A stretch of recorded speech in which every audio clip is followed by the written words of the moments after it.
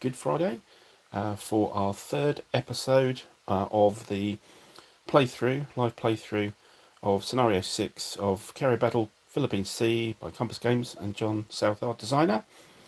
I hope everybody's having a good Friday. Can you say that? I'm not sure, but it seems to work. Possibly a tautology there, but you're having a good one, whatever, and for the rest of the Easter weekend as well. So we're cracking on here with our first day battle scenario. We are just now moving on to a new turn, and the new turn will be 0930. And of course, as I usually ask, let me know in the chat if you can see. Well, you can see the board and you can hear me. Much appreciated. So I know that it's all the technical bits are working. So where are we with our situation here? So we are under a whole nest of counters here. Our Task Force 58 is here at the moment, covering the islands. Brun, hello, and yeah, happy Easter to you, and good to see you. Thanks for joining in, and thanks for letting us know. Task Force 58 here.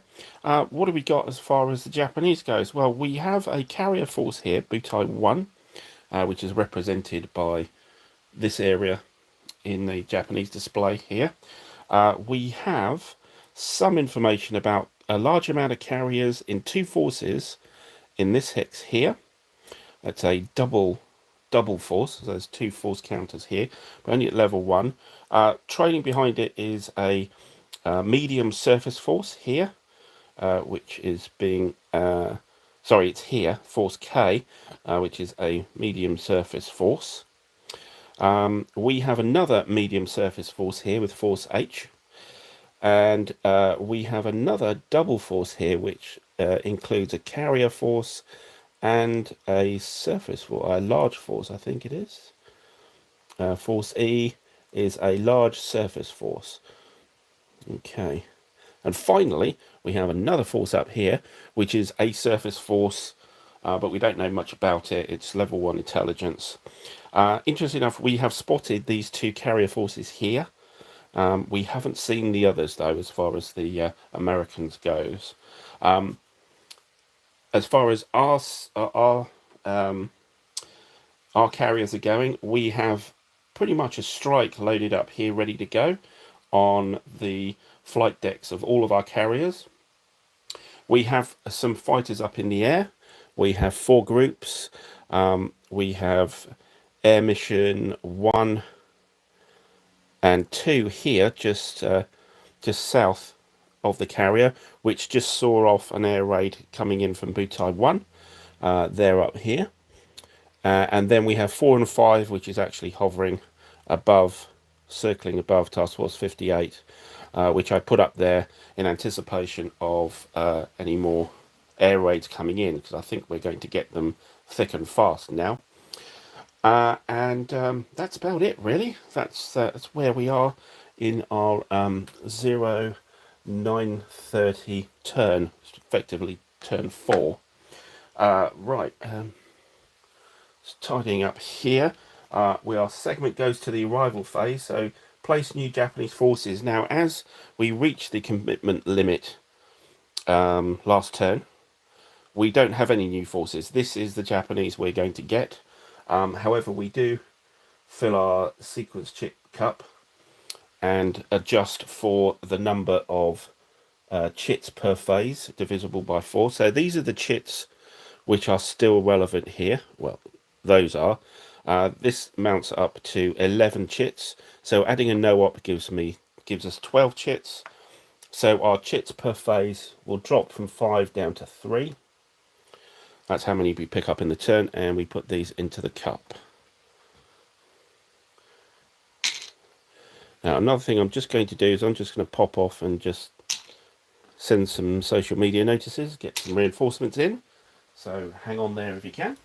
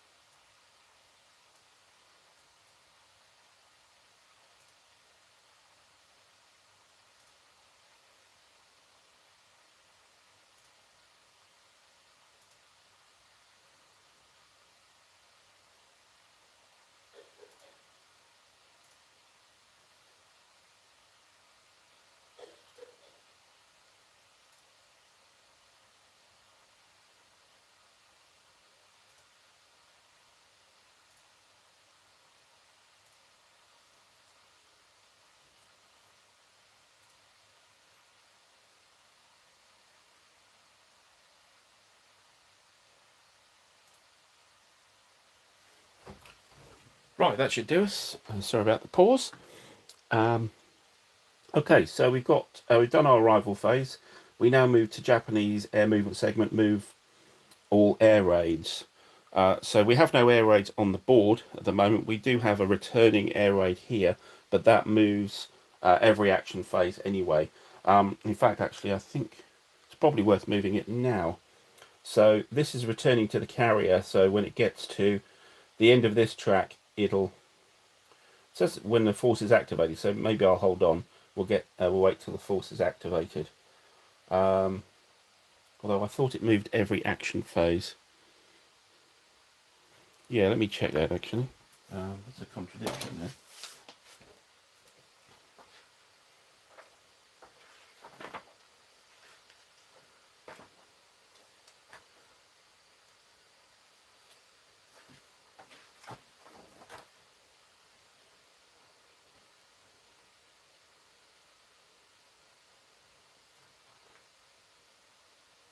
Yeah, that's interesting because the rule book says they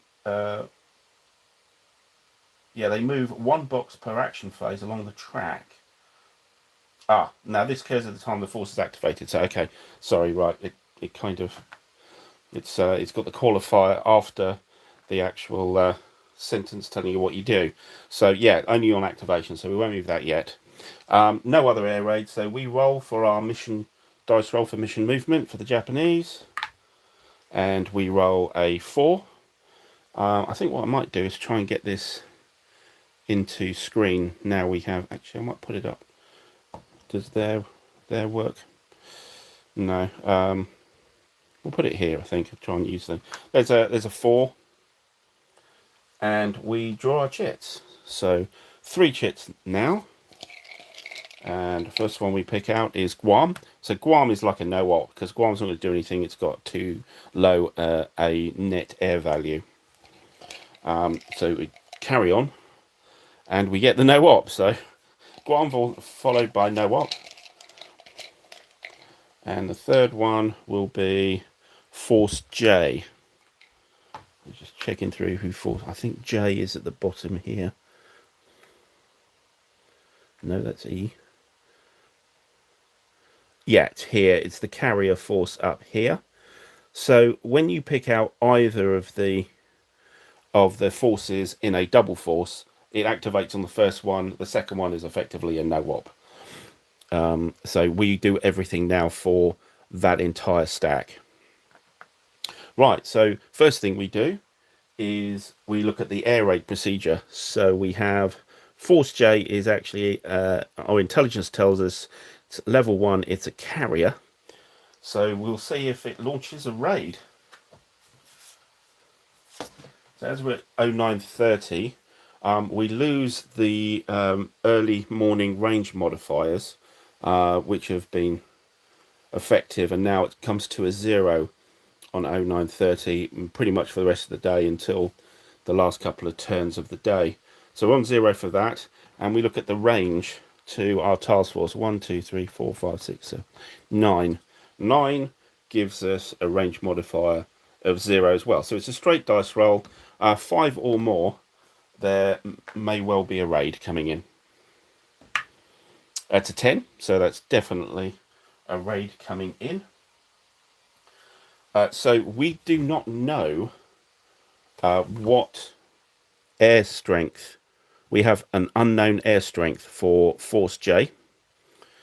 So we will need to determine what the raid is from the unknown air strength table, and it's an L1 carrier. So it's this column we do, and there's no modifiers.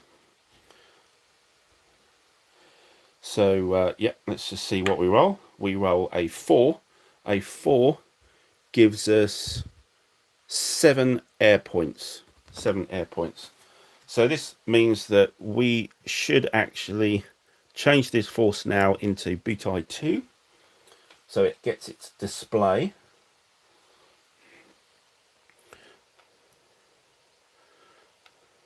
Force J goes. And we have Butai 2. and it has a raid of 7. So now it has a known air strength of 7. So our air raid counter comes out, and we put our 7 naval air. We don't know what are fighters and what are bombers yet, so we sort of stick them in between those two boxes. And where do we put our air raid counter? Okay, so we determine this air raid counter is already in the air and it's heading towards our task force. So where do we spot it is where we place it. So let's just roll the dice for that. That's in our interception range dice roll, which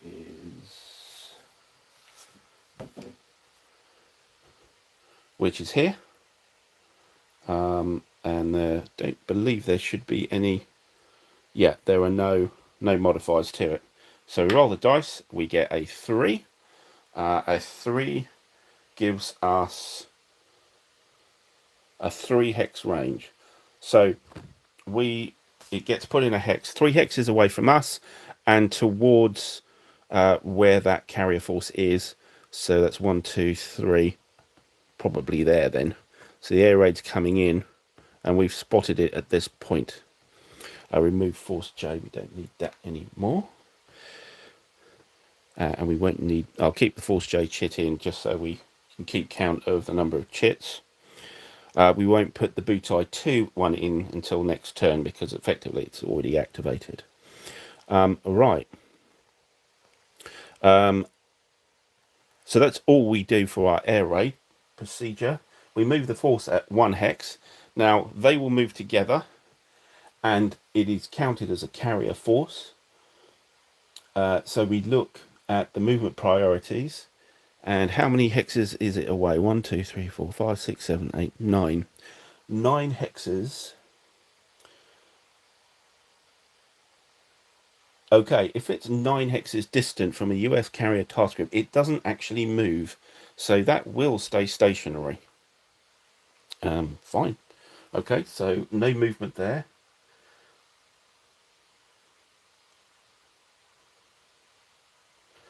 We have our detection status change. So we detected it last turn, we had it spotted. 814.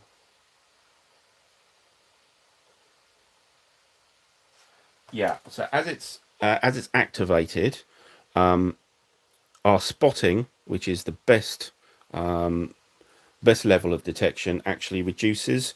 So that gets replaced by a located. And the same for the other force as well.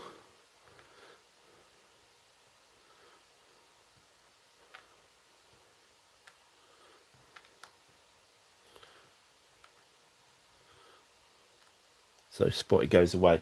Effectively, our data is a bit old now about exactly where it is. So the modifier for any airstrike is not as good. So that's Force J, or Butai 2, as we'll now call it for the rest of the game. That's our 3 chits done. So that's our activation segment done, really. So moving our air missions. Right, well, we're going to be doing a takeoff today, so we don't want to land anything. I think everything's going to try and deal with this air raid. I think we'll get air mission 1 and 2. No, 4 and 5 are better placed. So, but they won't be able to reach it this turn. So we will move 1 hex for 1 fuel. I think we'll keep, we might move 1 and 2 to here for 1 fuel. So that's our air missions done for our air movement segment. We have a search segment available. And again, I think we'll pull that search segment right now. See if we can get any more information. Okay, so I sort of ran this from the bottom up, so let's do that again, shall we? So this guy is coming back in, 1, 2, 3, 4. And I don't believe he can see anybody. 1, 2, 3, 4, 5. And I think he just misses out on looking at Force K.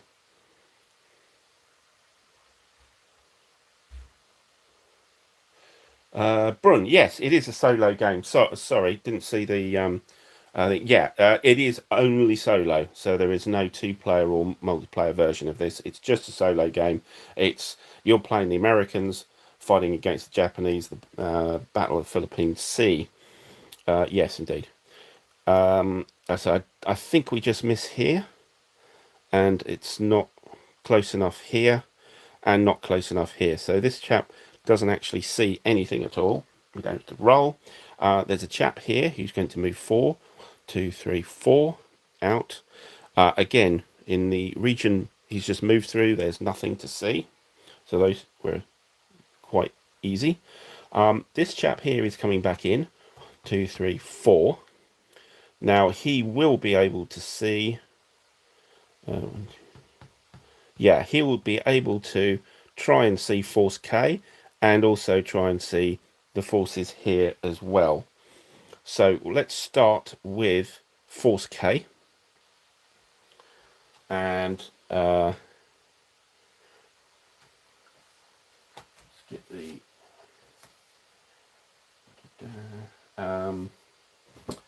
so our air search table is here. We need as it's already a force we know about, we're looking for a chip +1 if we can manage it, but we haven't spotted it, so any chip will help. We need a 4 or more. The range of Force K from our origin is 1, 2, 3, 4, 5, 6, 8, 9. So 9 hexes away is a -1, and that's the only modifier. So we're looking for a 4. It's a -1 on the dice. Get an 8. Very good. 8 goes to 7. 7 is spotted and a chip +1. So our intelligence will go up. We'll put a spotted marker on it. And our intelligence will go up 1. So we will go from level 2 to level 3. Now, level 2 to level 3, and this is a surface force. We use, guess what? The level 2 to level 3 surface forces table. Okay, this is a medium force, so middle column. So we need to roll on this dice, and we get to know pretty much what's there. So there are 4 levels of intelligence, but level 4 is only relevant for carriers. So this is the information we will get. That's the maximum information for this. So let's roll that dice. There's no modifier. That's a 7. Actually, I'll move it that way. That's very good. That's a 7, so it's decent. So it's a CA2 plus. CA2 plus is pick 2 cruiser chits and then use the grater. Okay, so let's do that. I'll just have to get the cruisers out. So cruisers are represented by a cruiser force, so they're not particularly named, but they do have variable values. Getting them put into the cup.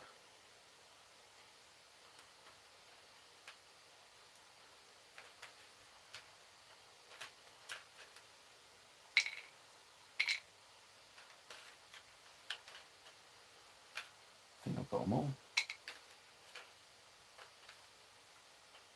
No, one more. Just last check.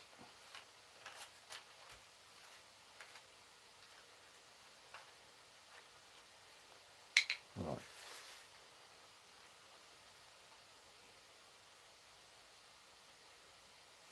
Okay, here's our set of cruiser force chips. So we pick out 2.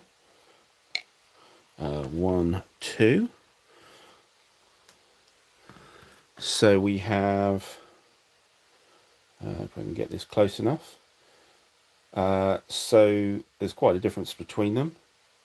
Let's move out a bit. You can see. So the higher values. So the one in the top left-hand corner is the anti-aircraft value. and the one below is, I think it's the hits, the damage it can take. So the top one, of course, is a lot bigger. So that will be the one we'll take because it was a CA2, CA plus, was it? CA2 plus. Yeah, that was it. So this is the cruiser we're going to use.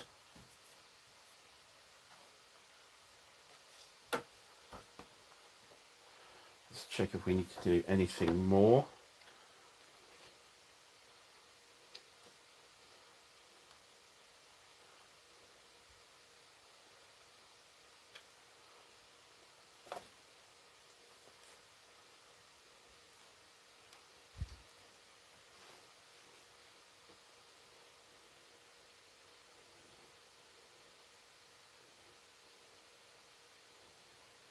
Right, so what we do is we take this cruiser counter and we put it underneath the force chit.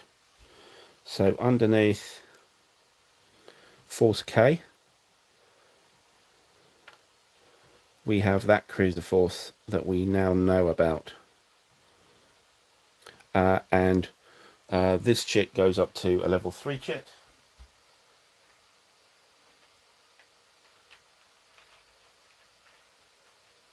Or it might not actually, because it's just, I think level 3 chits are just for carriers.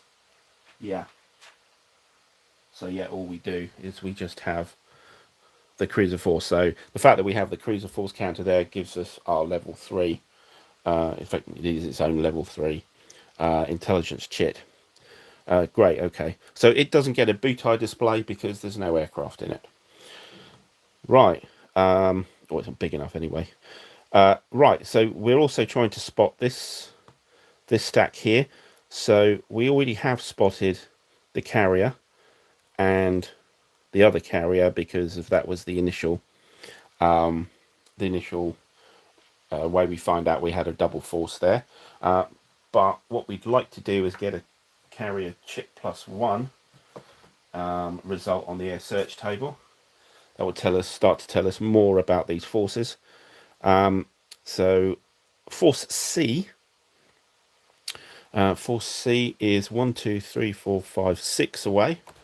6 doesn't give us a modifier, so it's a straight roll on the dice. Again, we're looking for, well, here we're looking for 7 or more to get anything useful because we're already spotted. A 5 just gives us a located. We already have a spotted, so it doesn't give us anything more. Now the force F underneath, same thing.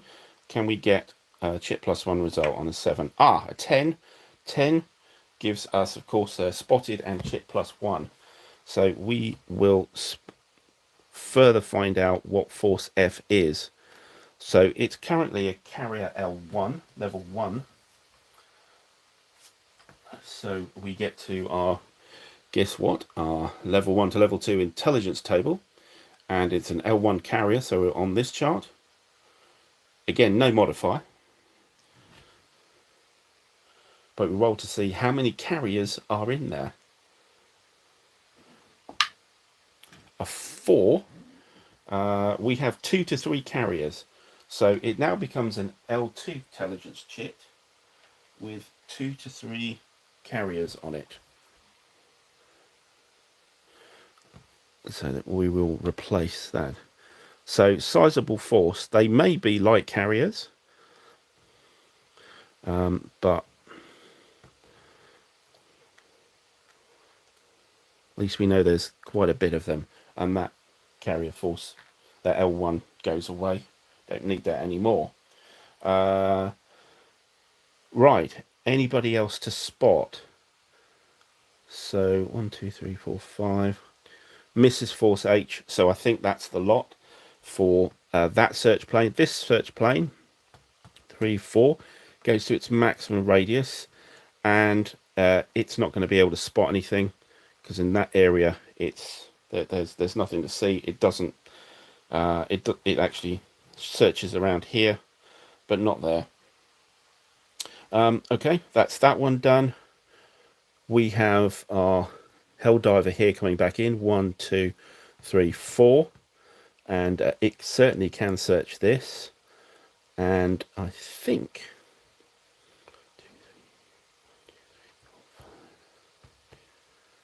it can search for H as well, so that's good news. So let's start with the Carrier L1 Butai 2. So even though we know it's a carrier force with a Butai counter, we still don't know how many carriers, and so we still have to go through this sort of intelligence level. So we're running it again on this chart to see how many. Whoa, we get a 10. A 10 is 4 plus carriers.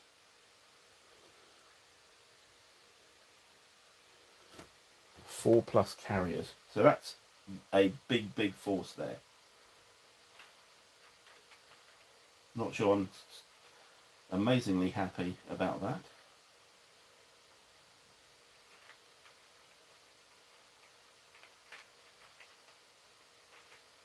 Just trying to find the counter.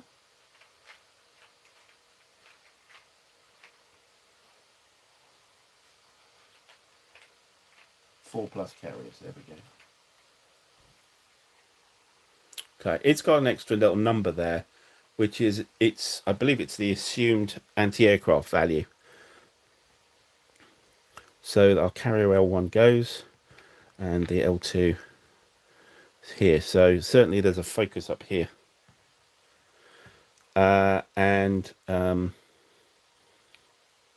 Of course we spotted it, didn't we? Yes. So that gets replaced with a spotted counter. Good stuff. And the force underneath, force E. Let's see. Oh, 1, 2. Actually, it's quite far away, isn't it?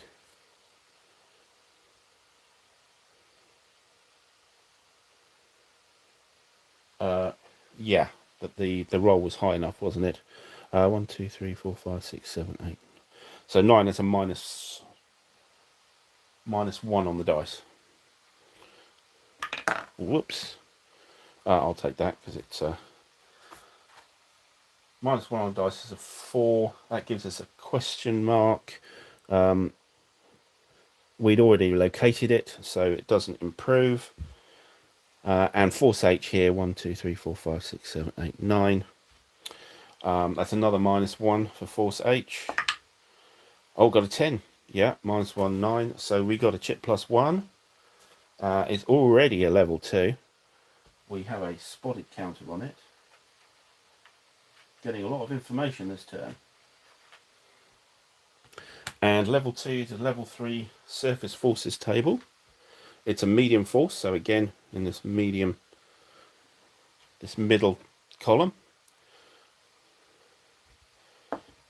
And we roll a 4, which is the same result, CA2 plus. So 2 cruisers. And take the biggest one. So we have these two. Just flip that over. And again, it looks like the top one's good enough. 13 ACAC, 6 hits versus 10 and 4 hits. So yeah, the top one is the one we use. So we don't need that medium surface counter anymore. We have a cruiser force counter for it now, and it is now spotted. Good stuff for that Helldiver. Right, I think that's everybody. So up here we've got this Helldiver 1, 2, 3, 4, and turns around. It could spot force R.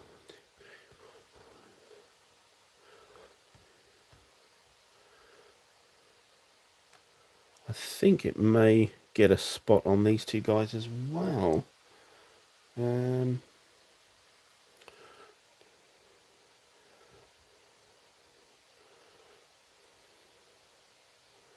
Yeah, I think it does. Anyway, let's do force R first, because that's the interesting one. It is 1, 2, 3, 4, 5, 6, 7, 8, 9, 10, back to there. So that's a -2 on the dice for our search. A 5 gives us nothing. Over here, well, we'll see if we can get a chip +1 here. So 1, 2, 3, 4, 5, 6, 7, 8. So it's a -1. So let's do the top force, the carrier force. A 3 gives us nothing, and the bottom force, I think, is the bottom force still level 2. So yes, we roll, and 2 gives us nothing. So nothing there. That's all of these done. Just one more to go. Just here, 1, 2, 3, 4. It can try and spot force R as well. Again, a -2. 7 -2 is a 5. So a 5 does give us a result of located, but nothing more. So we don't get any intelligence today. There's no check +1 result there. Good. Okay, that's our air search done. We can adjust the commitment index if needed. So the fact that we have some more information, we may have to update the commitment.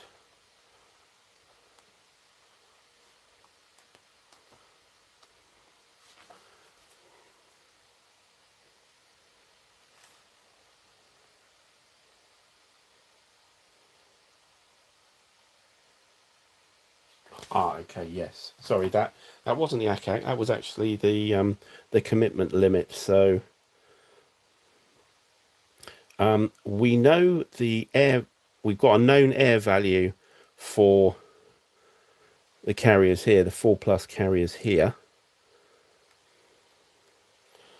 and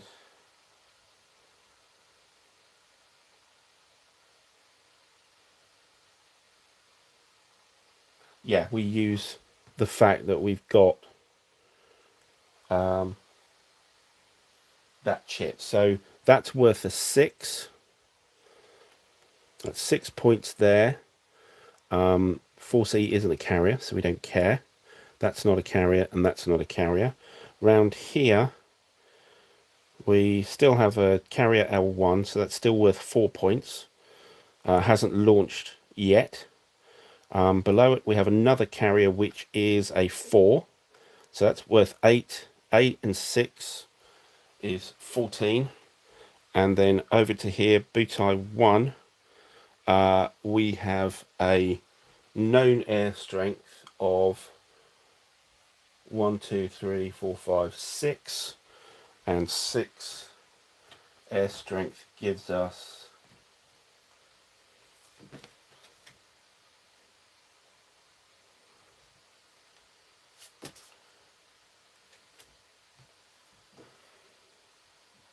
let's find a chart. No, that's a modifier. Yeah, commitment. So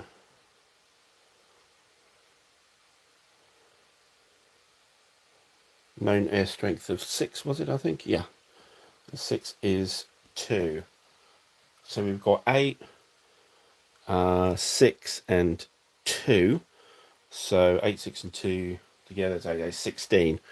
So our index is actually now 16, which is way over the commit limit now. Good, we've done that. Our air operations. Okay, we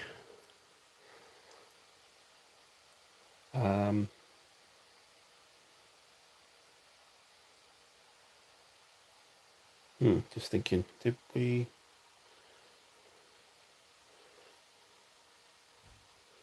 already moved our guys, didn't we? Yes, this is still the first action phase. So yeah, I moved our guys prematurely. Shouldn't have done it when I did it, actually. So we've done the air missions. Yes, of course we just did the air missions. We're on to air operations instead.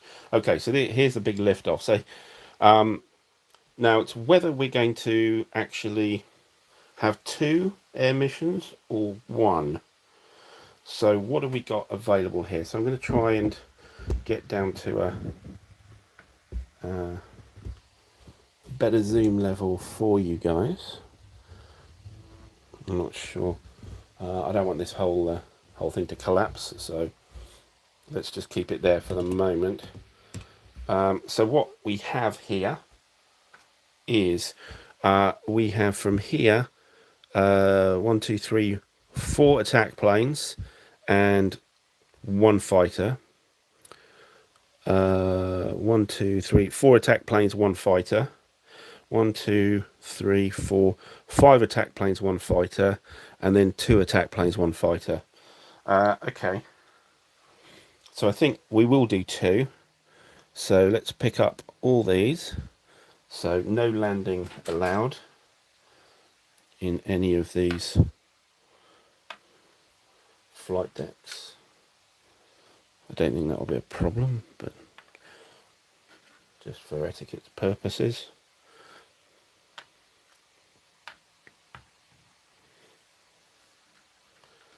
The other good thing about actually launching this strike is that we get the planes off the decks.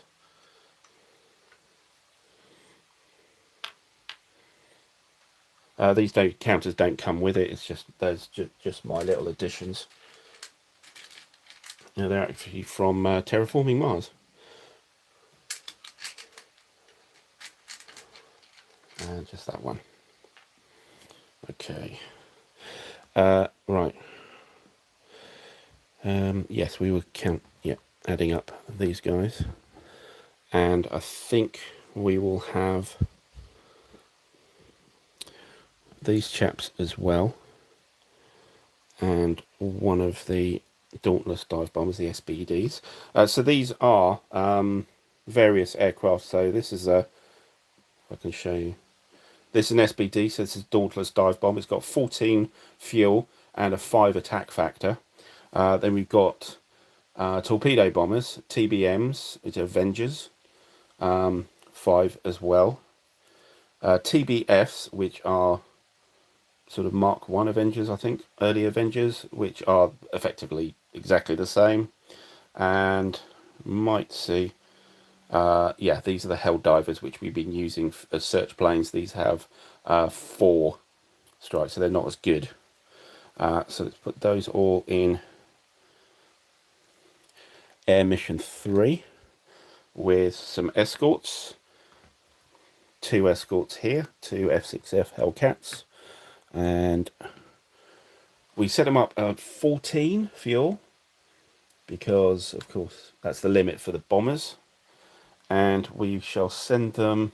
So where do we want to send them here? So we have the carriers down here. We have the big carrier force up here. They're closer. So for this force, I think, sorry, it's not intercept number 3. This is airstrike number 3. So this will go into that hex to start moving across. It gets 1 hex move, and then it will use a fuel, of course. Now the other force will be the rest. So we've got 2 fighters from Monterey and Enterprise going to Air Mission 6, and then all these bombers.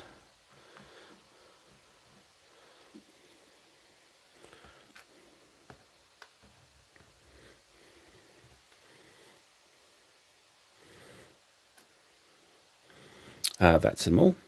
So Airstrike 6 takes off. 14 fuel, drop into 13 for our first hex, and they're heading up this direction to this force here. So it's now I don't want to service anything because we've got an air raid coming in, so I'm not going to do anything else with the planes that are on the carrier. So that's the end of our air operations segment. So let's move this back out.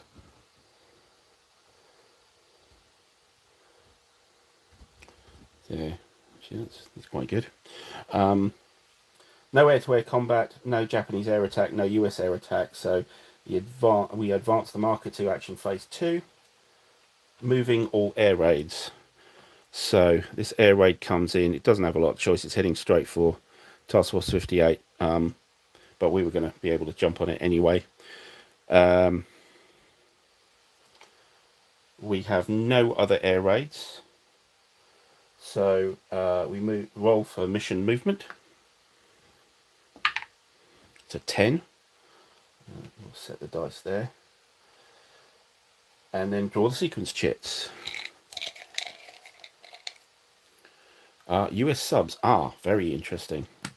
So with the US subs, we've got quite a few subs hanging about here. I'm going to just check on.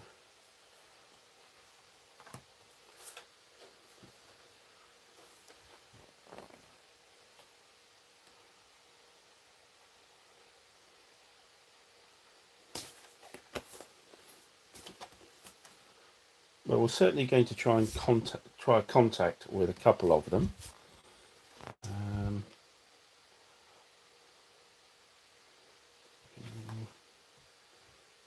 Strike contact table.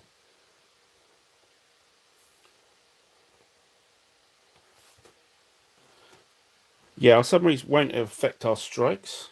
But anyway, I think we'll do a contact here with Bang.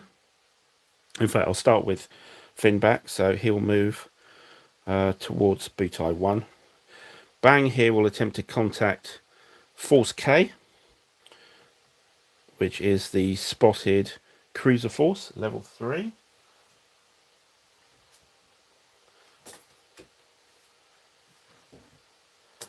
So submarine contact table.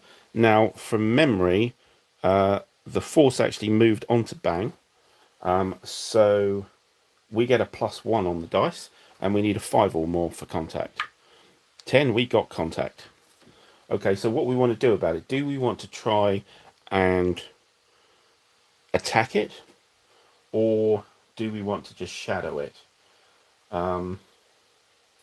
I'm not sure we really care much. It's a single cruiser force, so I'm not that fussed. So I think I might just try and go for an attack and see if we get anything.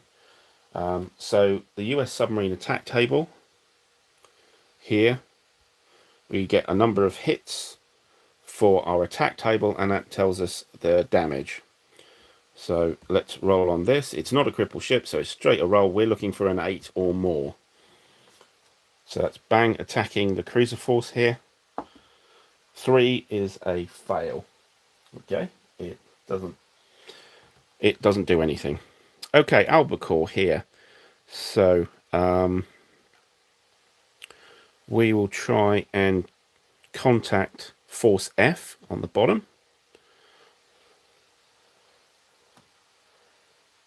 And I think we actually chased it, so we actually have a -3 on the contact table, so not very likely. 4, no chance. Submarine doesn't contact. Stingray here is chasing this force, although I think he'd probably want to go that way. Kavala moving into the path of that force, and that's our submarines. So a failed attack and another failed contact. So subs is our first chit. Second chit is Force R. Force R is up here. It's a surface, so it's not going to launch any planes. The mission movement is 0, so it's going to move, well, it always moves forward from that spot. So that's R done. And our third chit is Force F. So Force F is this guy here. So the first thing it can do before it moves, because we've moved this guy, but we haven't moved this guy. So the first thing it can do is an ASW attack on the albacore.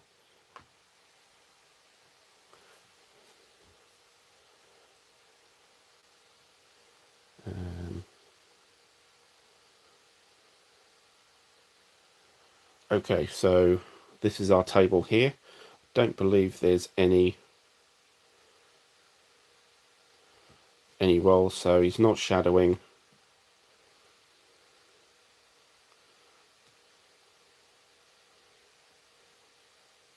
So the sub did attack, but did no hits. So it's a 0. So yeah, there's no modifier. So we're looking for, well, 1 to 4 will be good. We get a 2, so that's a failure. No ASW.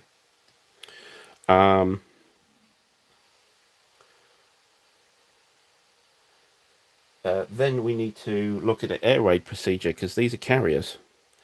So the first carrier, it's level 1.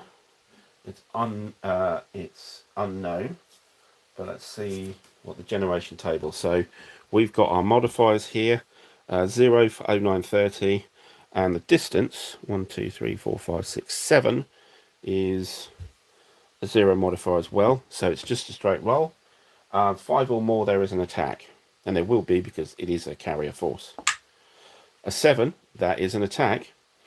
Okay, so this is, we're talking about Force C here. So it has an unknown air strength, L1 carrier. So let's see how big the airstrike is. Oh, a 10, it's huge. That's an 11 and another 11. So it's 2 air raids. We need to designate this now as Butai 3.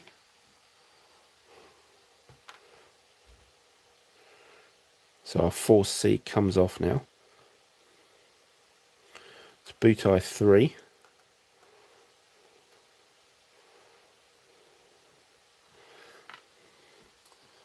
It has 2 air raids, 11 each. So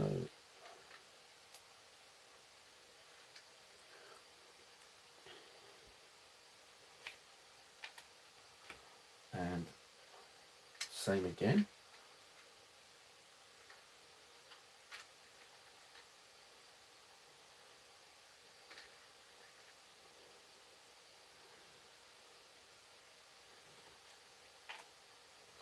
So as these 2 air raids are coming in, we check the first one, and then the second one will be 2 hexes behind it.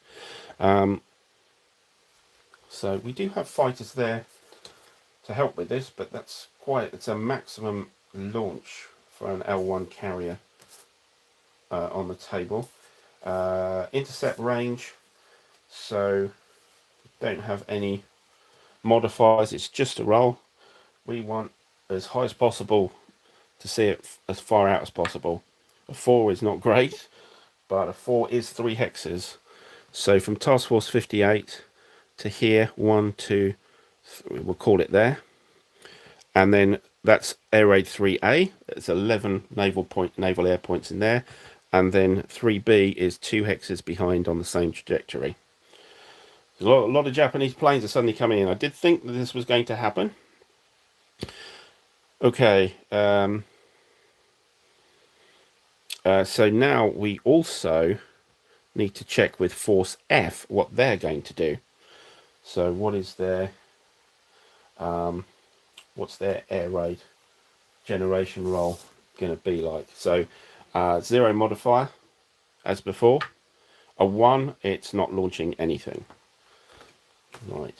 One thing we should probably deal with is the commitment index, because now our L1 carrier here, rather than being worth 4 for the commitment, is now worth, let's look it up,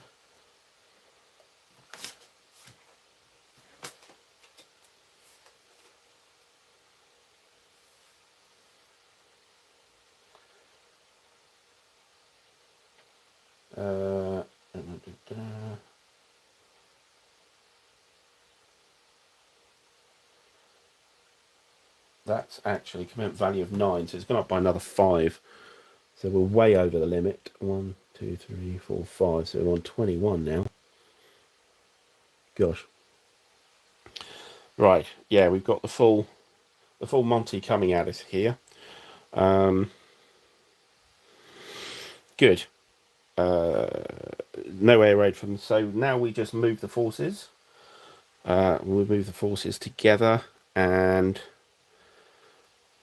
how far away are we? 1, 2, 3, 4, 5, 6, 7. 7 hexes away with a carrier force. If it's 8 or fewer hexes, it actually moves backwards. So it could go there or there. 1 to 5, 6 to 10. 4.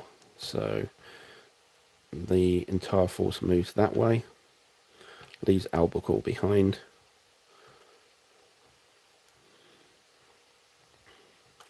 So it's moving that way, away from us. It wants to give itself a bit of distance. Okay. And we reduce the detection status. So these are now reduced to located.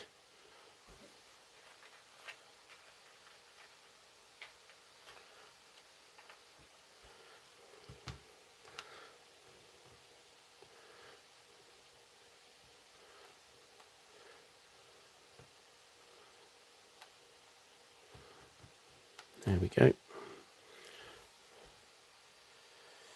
And that's it. That was our third counter, wasn't it? Yes. So that's the end of the activation segment. We're on to moving air missions. Okay. First thing we can do, of course, is move our airstrikes. So that will move 2 out. They can't. The airstrikes and the Japanese won't interfere with each other. Right. We have aircraft here, and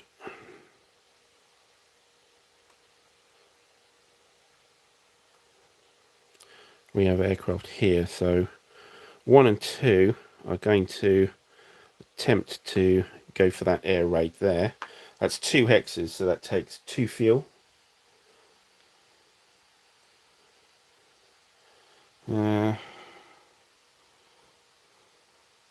Yes, I think we'll do that. Yeah, worried about the fuel a little bit, but and then we roll for intercept 1 to see if it uses an extra fuel going that 2 hexes. An 8 it does, and intercept 2 doesn't. So intercept 1 is an extra fuel down, slightly further away. Adjusted our fuel markers. Yeah, the other 2, these go down by 1, and these go down by 1. And no searching any operations. We don't want any operations because we've got a hell of a lot of Japanese planes coming in at the moment.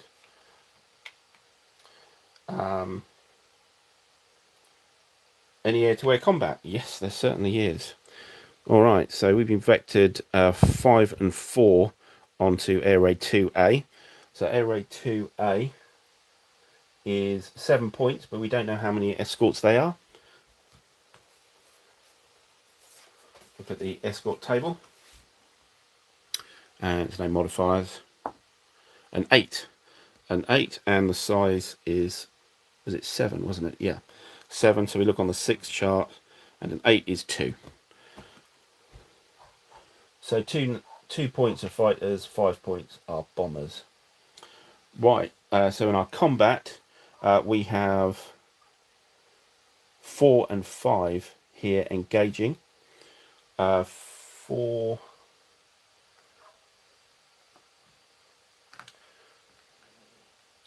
I want to put 3 fighters against the escorts for mission 4 first, and 2 against the bombers. So we shoot on the air-to-air US air-to-air table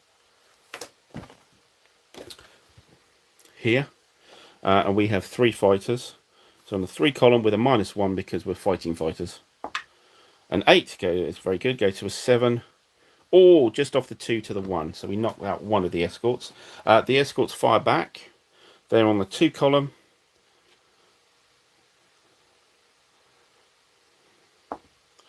And on the 2, they do nothing. So one naval air is already down. So one escort left.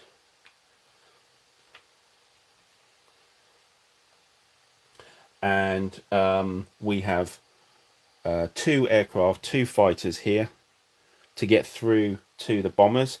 So we roll on the 2 table with no -1 on it. Let's see what we roll. A 1 gives us nothing. So it didn't get any of the bombers. That's annoying. Okay, so we're on to air mission 5. We'll put 2 fighters onto the escorts and then the rest on the bombers. So the 2 table -1. A 1 gives us nothing. They have 1 firing back because they lost the other one. They had a 9. A 9 is an A. So an A is an abort. But what that actually means in this case is that that escort actually gets to attack.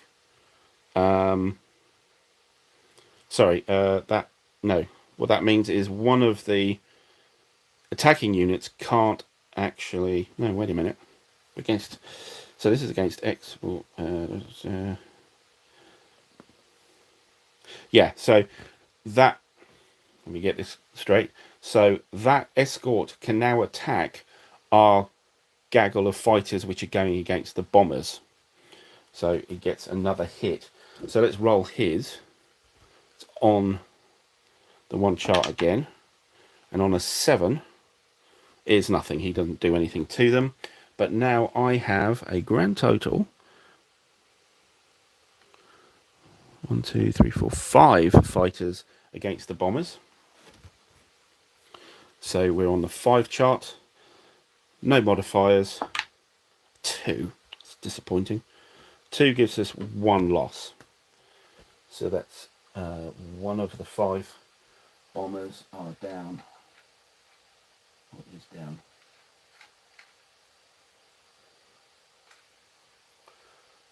That's another loss to them. 2 more there. Okay. That's all that we've done with that air-to-air combat. We have this air-to-air combat here. So we got raid 3A, which is 11 units. So its number of escorts, probably 2. A 5 is 2.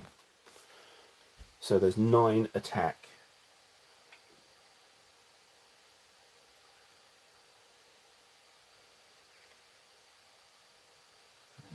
I can put 2 there and 2 there. 9 attack and 2 escorts.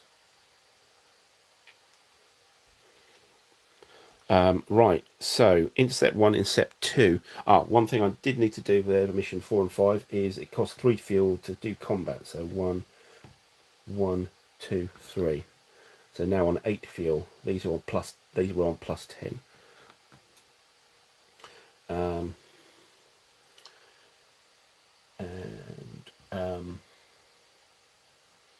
Yeah, so these guys 1, 2, 3, 1, 2, 3. Mission 1's quite small. Mission 2 is huge. Let's do mission 2 first. There's 2 escorts. So we will stick 3 fighters against the escort. So on the 3 table -1. Whoops. I won't take that one. A 9, nice. 3, that's 2. So that's taken the escorts out. They reply though on the 2 table with a 2, which is nothing. Right, so those 2 fighters are lost. So we just have bombers, 9 bombers coming in. We have the rest, which is 1, 2, 3, 4, 5. 5 fighters. No modifier. A 2 is 1 loss. So we are down to 8 coming in. Now, it may not seem a lot, these numbers. However, when they actually get to bomb as attack, each naval air point is actually worth 4. So the equivalent of a Helldiver. So they're quite potent if they actually get to you. We got Air Mission 1 left. There were no escorts. So we will just fly the 3. And on the 3 table, get an 8. 8 is 2. So we take another 2 out. So it's down to 6. Chipping away. But remember, we've got another 11 just behind it. Right. And these guys are now very close to critical fuel. Right, that's the air-to-air combat done. There is no Japanese air attack quite yet. They're not quite onto the task force. There's no US air attack segment. So advance the turn marker.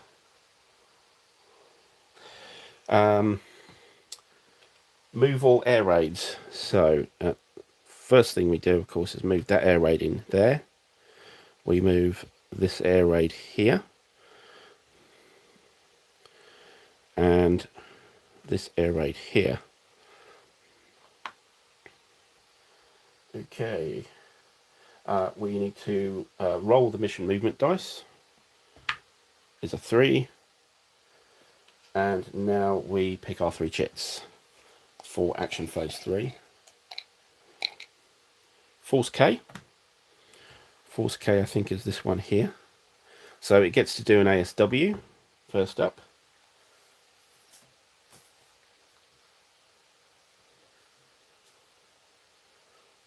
So it's just a roll on the ASW table. It's a 9, that's not good. A 9 is pinned for 2 turns. So we get a pin marker onto him. So they've had to dive. Get out of the way. They weren't dead, but almost.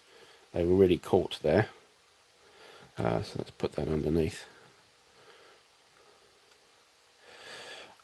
Then they are a cruiser force, so they are just going to move.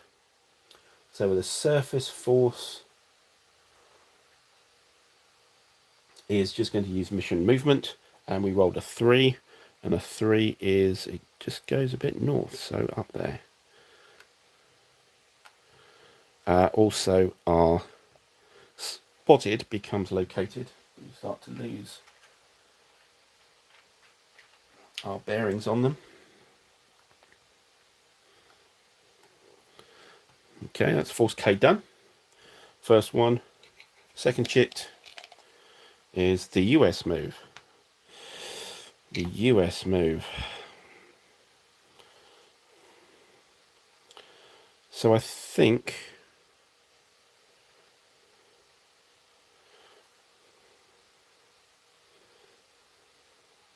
I believe the air raid on it or goes with it, and we'll move up that way. Do we have anybody originating from? Yeah, no, nobody recently. That's our US move, and then is Force H. Force H is this cruiser squadron here, so that becomes located. And our mission movement is 3. 3 sends us into there. And Stingray stays. Okay.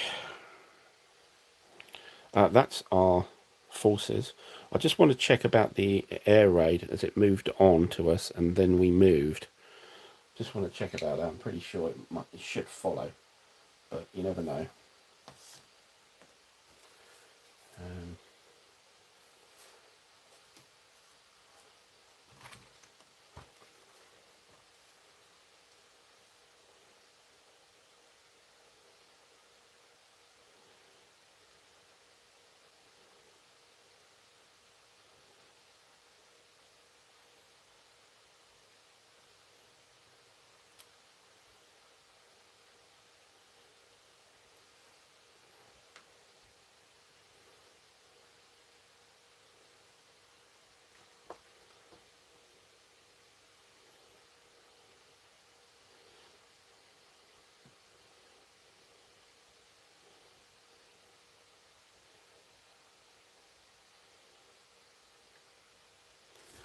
I'm just wondering whether it'll just introduce a delay there because we moved where the Japanese moved to the space where they thought we were going to be.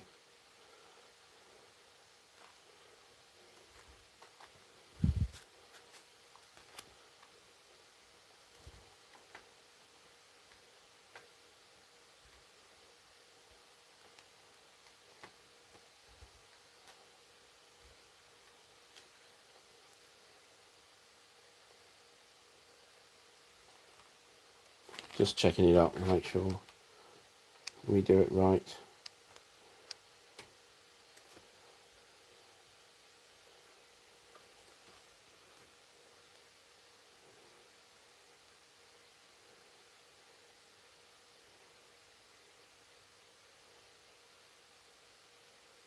Oh, so no, they don't accompany. So everything's left behind, including the air raid. So they kind of missed us for this turn. They'll need to turn around and grab hold of us next turn. So that's interesting. Gives us an extra turn.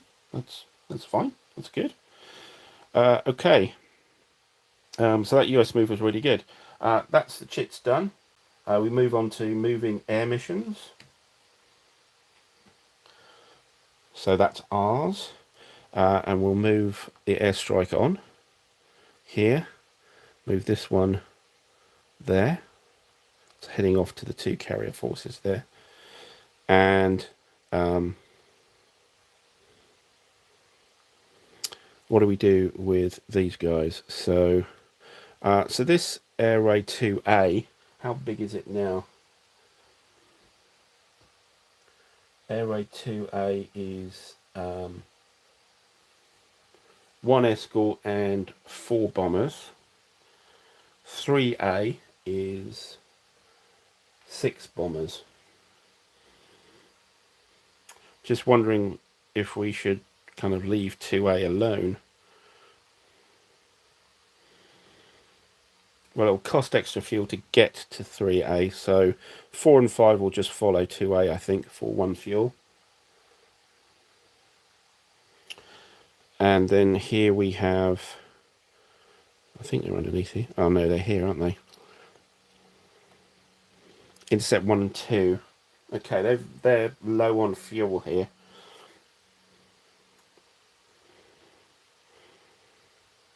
I would like to get them to intercept. I might get Air Mission 2 to intercept. Air Mission 1, I think, just needs to crawl back. So that'll move up to there. And he's on 0 fuel now. If you haven't watched it before, the air missions could go to -7 or critical fuel 7 before they'll actually definitely drop out of the sky. But there's a chance on landing they might actually drop out of the sky. If they're on critical fuel, and it gets worse, and the modifier gets worse and worse. Intercept 2. Shall we stay there?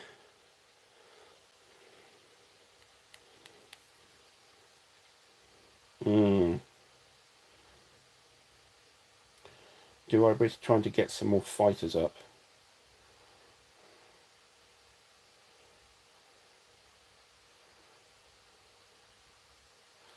Interesting choice, really.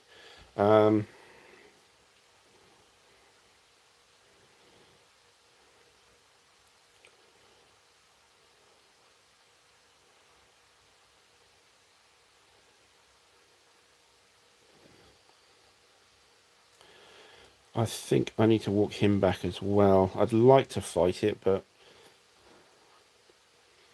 we'll end up being on -1 fuel and we'll be 1, 2, 3, 4 hexes away. We can't afford to do that. So we will move Intercept 2 back there. Okay. And move its fuel marker as well. Did we move our...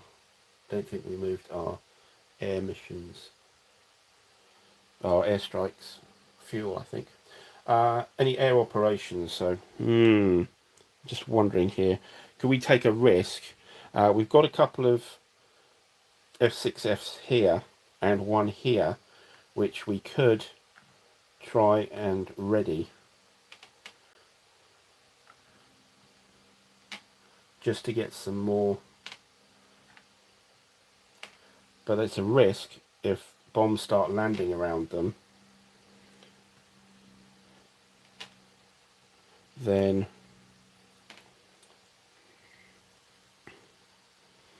so next turn we're likely to get air raid 3A and 2A hitting us, which those aircraft won't help for. But I think we need to do it, so I'm going to service 2 fighters and 1 fighter here on the Essex and the Cowpens, but leave all the others. I haven't got that many fighters left actually. 1, 2, 3, 4, and the night fighters.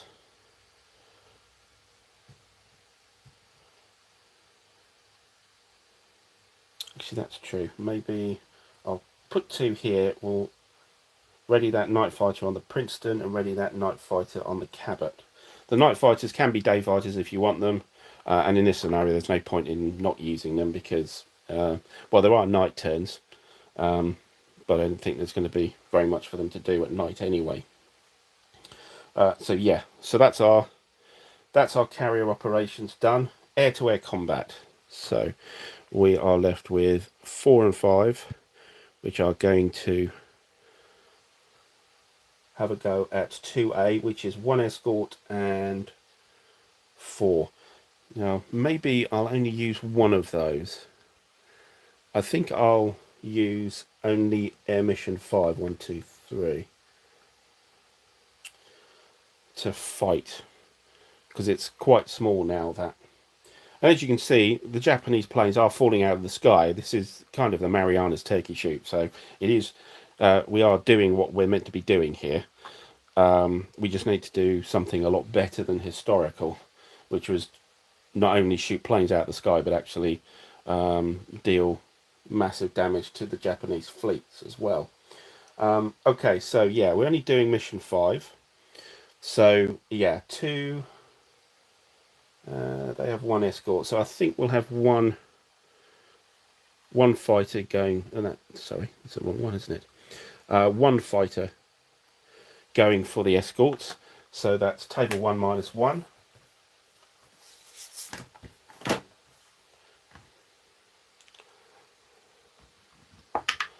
A 9, nice. 9 goes to an 8. That is, yeah, we blow him out of the sky. His fight back is a 7, and a 7 is just a miss. So, yeah, we get rid of the fighter. And he goes to the lost box. Now we have the rest of our fighters here, which is 6, I think. 2, 4, 6 fighters onto these 4 bombers. So we're on the 6 table with no modifier. Oh, we all have 1. 6 table is a 1. So we reduce.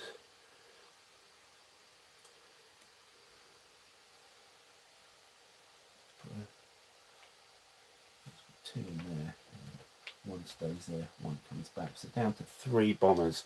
So that's probably not going to have a major effect on our fleet. We've still got anti-aircraft, and there's a lot of anti-aircraft in this task force as well. So, and we'll leave mission 4 just to sit there, I think.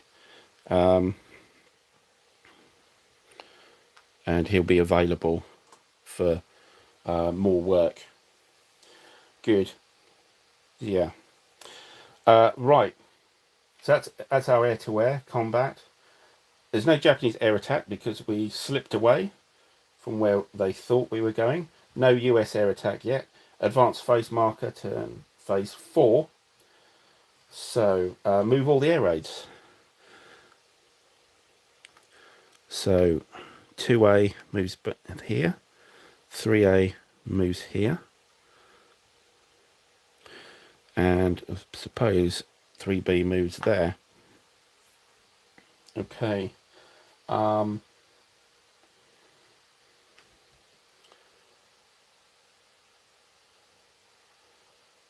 Mission movement we roll is a 4, and let's do our chits.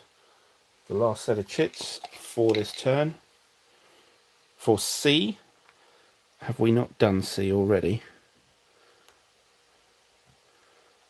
Yeah, C is already been activated. That was the level 1 carrier force there, which is now Butai 2. Force E, I think is guy on the bottom. They've been activated as well by the other force. And Butai 1 finally. So Butai 1 here. Okay, what's it going to do? Nope, lost some of my cards. So, air raid generation.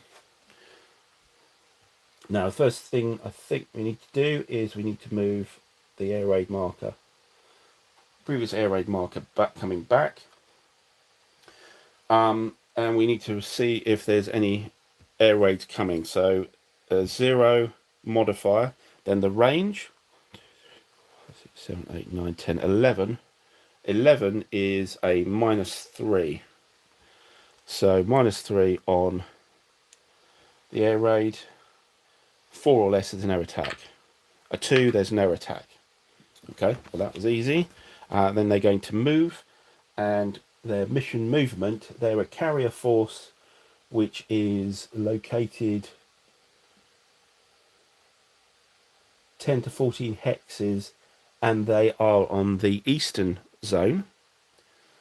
It does mission movement, so a 4. So it's going to move up here. Right. And that's all our chits, I believe. Yeah, chit cup is empty.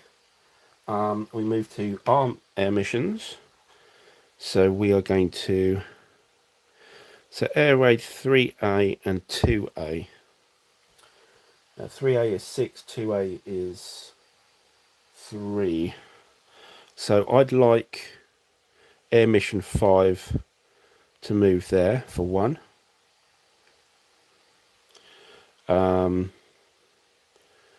Interceptor 1, Interceptor 2, I don't really want them to do any battles. Interceptor 5 and Interceptor 4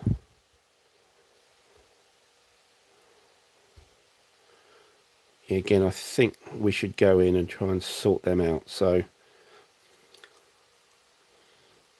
yeah, okay, so mark the fuel markers.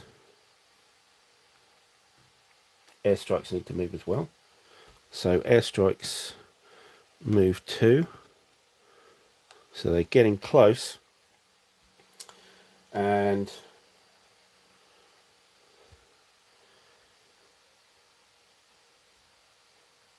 done the fuel, I think. Yeah, I think so. Yeah, okay. No search segment. So operations. So do I trust that we're going to get rid of these things so that, yeah, I think we need to put these aircraft up. So they're going up on deck. That's quite vulnerable. Then these 3 carriers are then vulnerable: Cabot, Princeton, and Essex. But I think it's important because we haven't really touched this 3B raid, and he's not far away. So that's the only thing we're doing. So back to air-to-air combat. So we have Intercept 4 and Intercept 5 dealing with these. So I'll start with 5, which is going to go critical fuel 1, and we'll attack air raid 3A from Butai 3, which is no fighters and 6 bombers. So there is 7 fighters there. So 7 on the table. No modifier. A 6. That's a decent roll for once. 7 is 6 is 2. We knock down 2.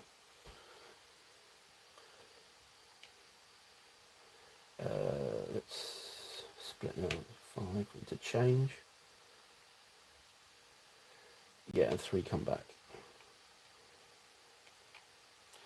And then number 4.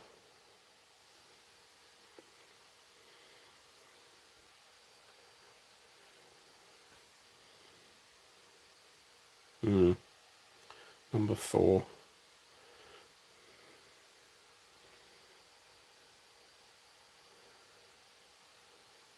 Again, yeah, no, I really need to do something about one of them. 1, 2, 3. We'll attack 3A again with the 4 bombers there. So air mission 4 is 5 fighters. 5 fighters, no modifier. 7, nice. Another 2.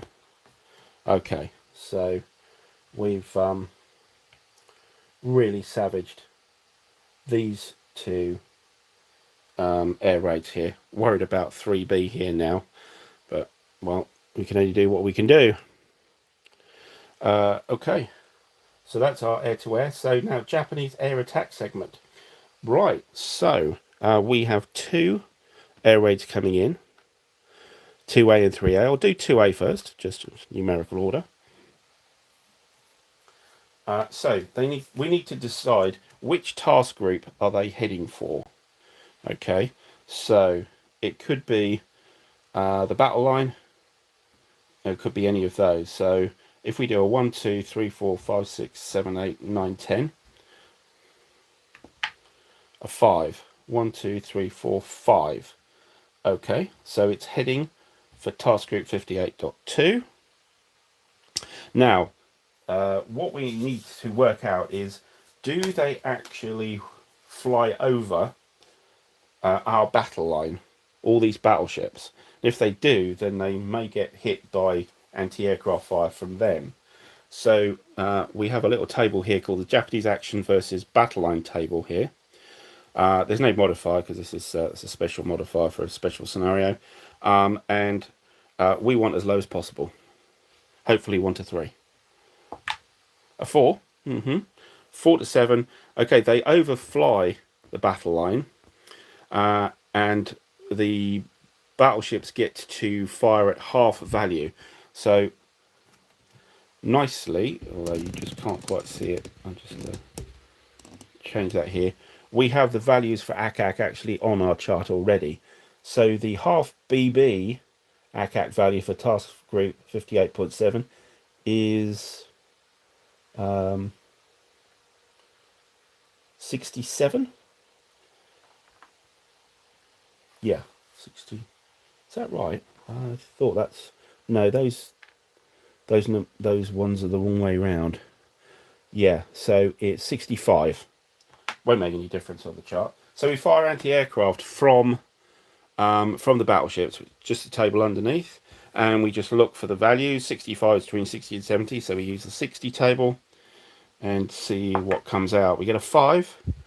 A 5 is 1 abort and 1 dead. So this was 2A. 1 abort, 1 dead. So 1 is dead. And then 1 does not take part in the actual raid. It gets warned off. Now, then they then come into task group 58.2 and their anti-aircraft. And their anti-aircraft, I told you there was a lot of it here. 58.2 is actually 60. So it's just as mean. So we're on the same table again. And we've only got 1 unit now attacking. A 7. A 7 is a 2/1. So that 1 is eliminated. The others are aborted.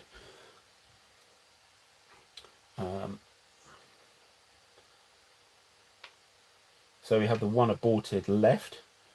And of course that doesn't attack because it's aborted. Right. Now we've done that and we've successfully dealt with that air raid. That air raid then goes back to the air raid return track. And 2A is Butai 2. Butai 2 is over here, isn't it? No. Is it up there? Butai 2 is up there. So how far away are we? 1, 2, 3, 4, 5, 6, 7, 8, 9. So in the 8 to 11 hexes. So they're heading back. Right. We've got 3A to deal with now, which have got 2 bombers coming in. Can you imagine that? Had 11 factors coming in. It's now down reduced to 2. what does it do with the battle line? So does it? Oh no, which group is it going for? So that's the same again. One, it goes for the battle line anyway. So this will be fun. The battle line actually has a full ACAC value of, wait for it, 170. So it's actually maximum chart here. So we roll for the ACAC, a 7. A 7 is 4 aborted, 3 eliminated. So actually both of those are wiped out by the anti-aircraft. So we've dealt a huge blow to the Japanese naval air here. And that air raid actually doesn't exist anymore. So it will back and become available. So yeah, we've done our job very well, but I'm really worried about Air Raid 3B, which is again completely untouched at the moment. Okay. And it was good. The risk of putting our fighters on the deck seems to have worked out. They didn't get as far as our carriers. Right, so that was a Japanese air attack. And there's no US air attack yet, so we're on to the end of the turn, advance the game turn marker. So we're now on to 1050 and onto the arrival phase. No new Japanese forces because the commitment level is skyrocket. We fill our sequence cup again, and what we need to do is to put our butai counters on. So this is butai 2 and butai 3. Butai 2 and butai 3. And it was, I think, Force C goes, and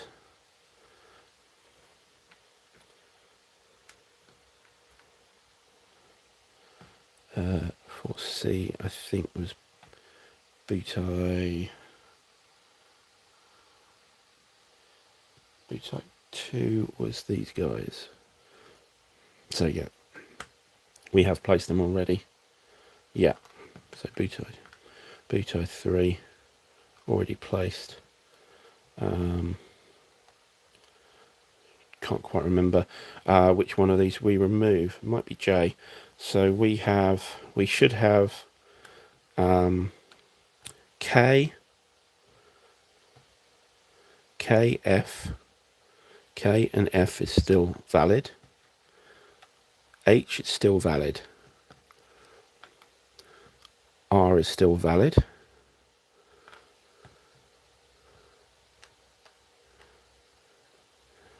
E is still valid, so it's J we take out. Right. So we have the 3 butai counters here now. Should be the same with 1 no-op. 1, 2, 3, 6, 7, 8, 9, 10, 11, 12. Yes. So they all go back in the cup. And that's going to be pretty static for the rest of the game, I think. Okay, and the chits, yeah, it's 3 per phase for the chits. So we're on to the first action phase, move all air raids. So, oh dear, here comes Air Raid 3B.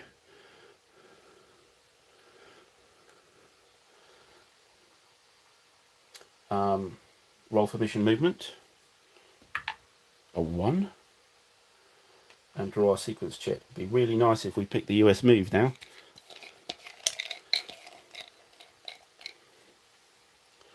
Butai 1. Okay, Butai 1 here. So are they going to launch a raid? Firstly, these guys move back again. Let's check on the raid generation table.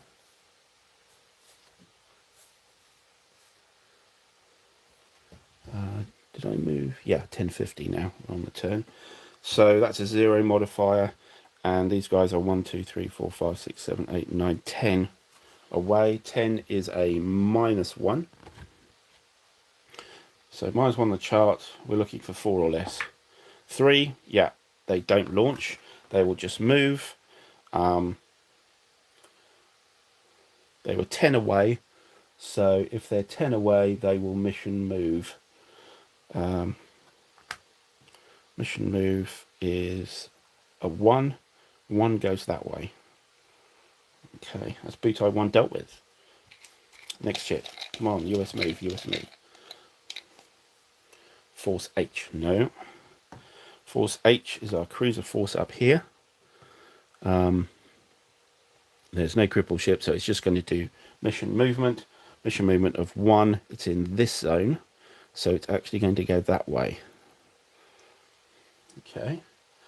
And third chit. No op. Okay. After all the suspense, no op. How are we doing in the chat? Messages. Good morning, Rob. Sorry, didn't see your thing. So just engrossed in the game. Yeah, the original games. Yeah, interesting. I've got a copy of the old version. I haven't played it that much, to be honest. Or nothing like it to this extent. But yeah, so I probably won't get the new one as I have the old one. But yeah, I understand your sentiment there, certainly. Okay, that's our sequence, our activations done. We're on to move air missions. Ooh, so we have a massive air raid right on top of us.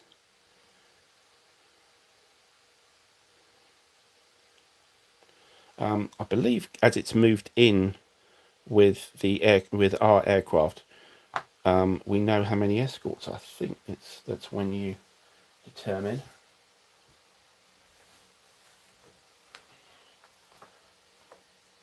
Escorts, because now we can see them.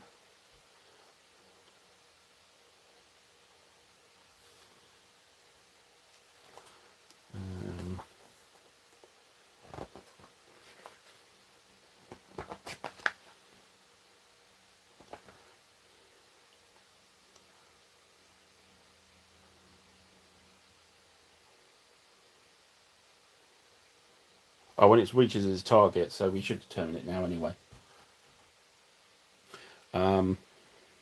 So we have 11 strength.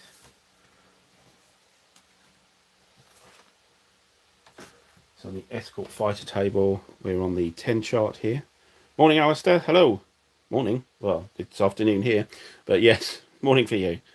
9. Ow. 9. Well, that's actually something. It's 3 fighters out of the 11. So do some change up here. So 3 fighters, and we have 8 bombers. Still a lot. Okay. Now what was I doing? Oh yes, it was my air missions.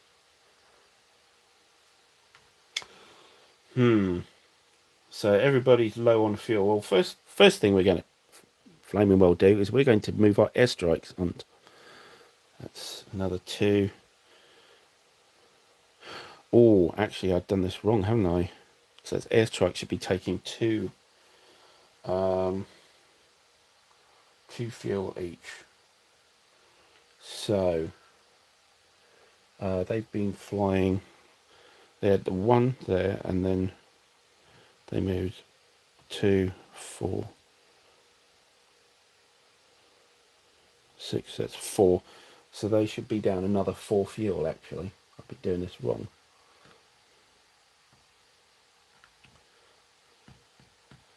And I needed to have rolled. Ouch.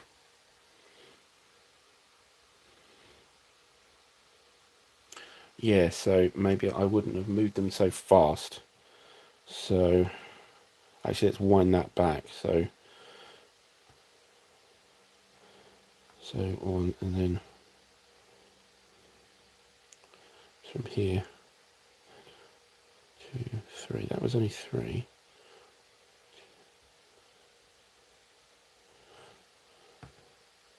So if I started there, 1, 2, 3 would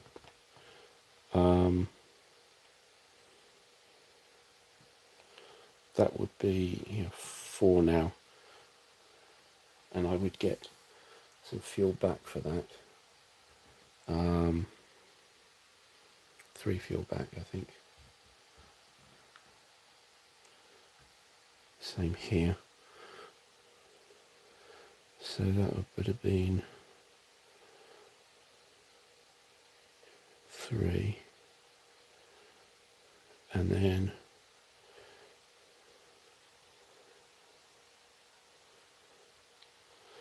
close to the end of work day. Well, it's Good Friday anyway, and happy Easter to you guys. It's normally about an hour and a half away, but as it's a public holiday, I'm not at work, so just trying to recalculate this. 1, 2, 3.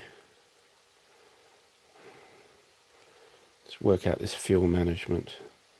1 and then 1, 2, 3, 4. It would be there.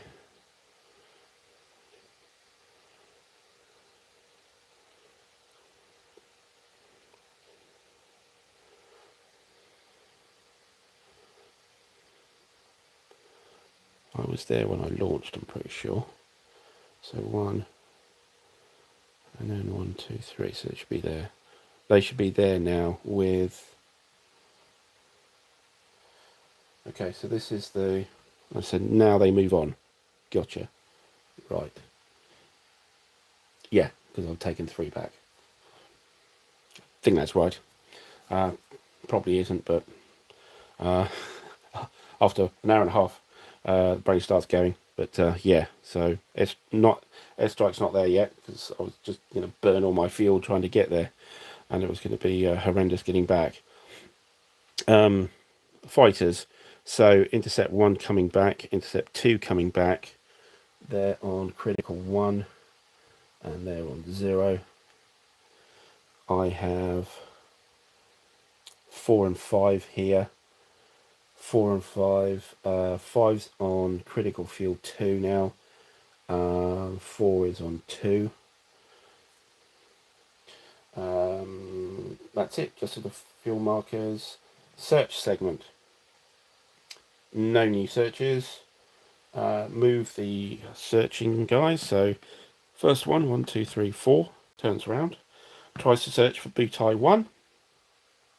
Butai 1 is 1, 2, 3, 4, 5, 6, 7, 8 away.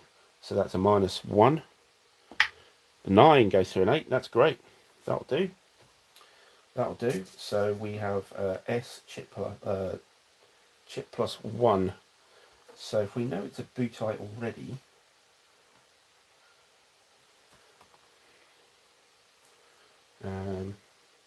well, we know, the Americans, if we know it's a Butai already, then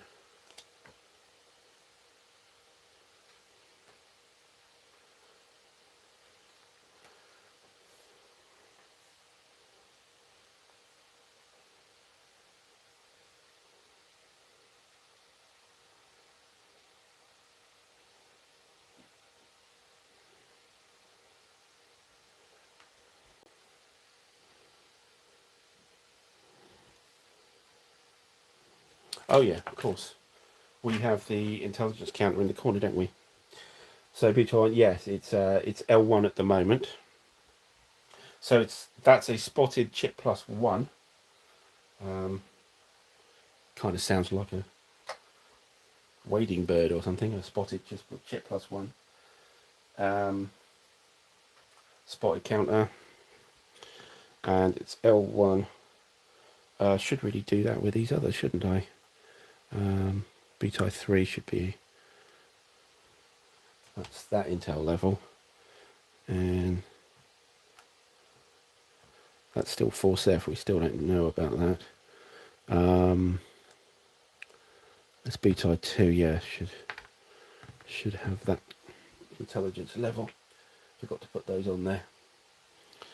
Right. What was I doing? Oh yes, Butai 1. So it's level 1, and it's got a +1, so it's going to chip 2. So we need to find our level 1 to level 2 chart. Here we go. Level 1 to level 2, and it is a L1 carrier, so it's this chart here. So let's see. 7. 7 is 3 to 4 carriers. Now, because our commitment is so high, I think something happens here.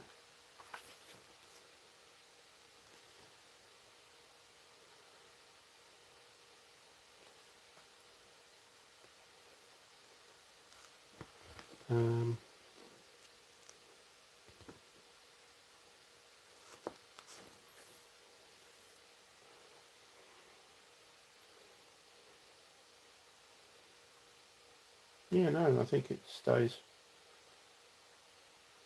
Yeah, so that was a 7. A 7 is 3 to 4 carriers. So it's there's a lot of carriers here. 3 to 4 carrier chit. Goes on B-type 1.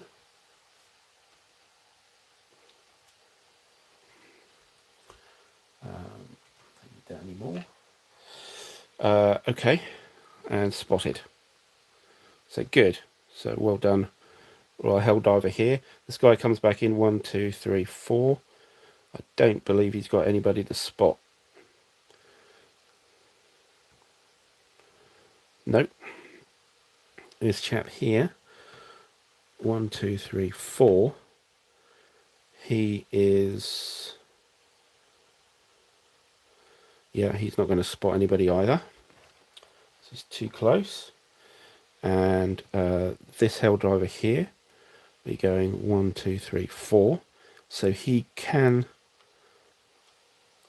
spot these guys. Can't spot them.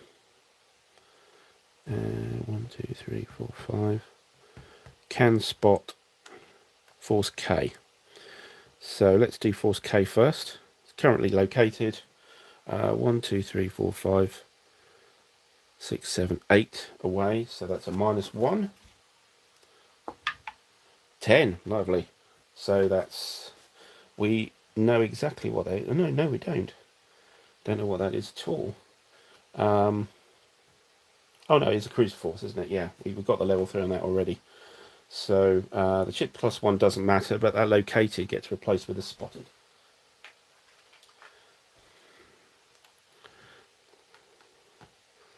And Butai 3 here. Don't locate those spotted, shouldn't be there. Those should have gone. Is currently located, so we'll roll to see if we can improve that and possibly improve the intelligence. Whoops. A 7. 1, 2, 3, 4, 5, 6, 7. So no modifier. I think that's a chip +1. It is. So located, spotted, and Butai 3 is an L1 carrier. So L1 to L2 table. L1 carrier. Let's roll the dice. 7 again. 3 to 4 carriers.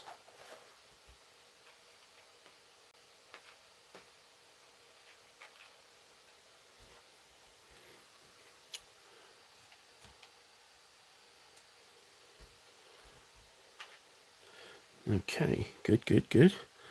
And a force F is currently 2 to 3 carriers. So let's see if we can see them. Again, it's a 0 roll. Whoa, look at that, a 0. Lovely. Chip +1. We're it's now spotted. That hell diver's done very well, actually. Not located anymore.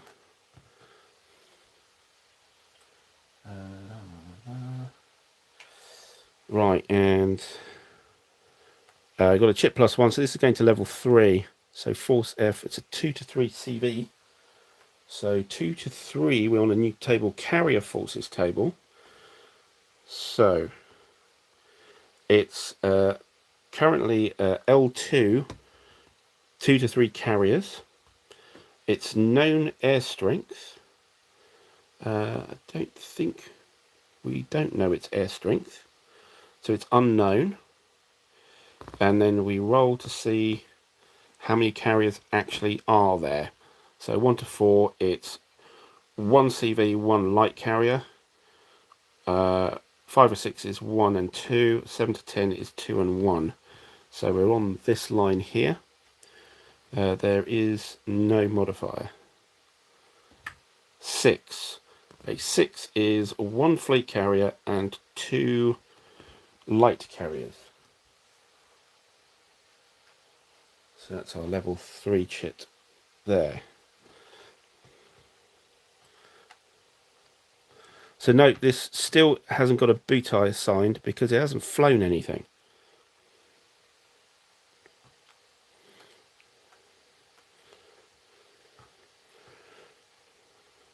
Okay, that's that Helldiver.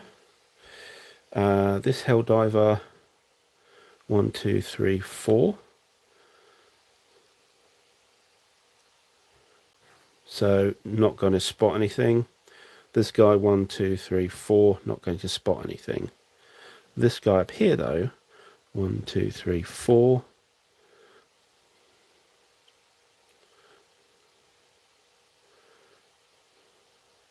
Should be able to spot R.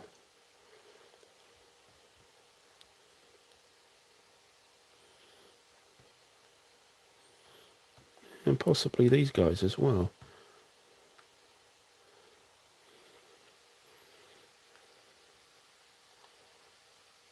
How is one of these guys spotted and one located? I think they're supposed to be... Oh, I know, because of the chip pull. This should be located.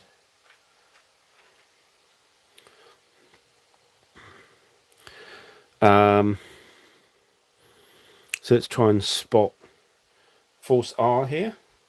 1, 2, 3, 4, 5, 6, 7, 8, 9. So that's -1. A 3 is nothing. Spot these guys here. 6, 7, 8. So it's still a -1. A 7, yes. That doesn't give us a chip +1. So that will restore the spotted marker. Oh, that's true. That's probably why one was different, because it was a previous spotting that failed on the on E. Let's have a look at E anyway. A 4 will be nothing. Okay, that's all our searching. Our searching done. The commitment is huge anyway, so I'm not worried about on camera doing that. I'll sort that out later. Air operations. So we are launching. So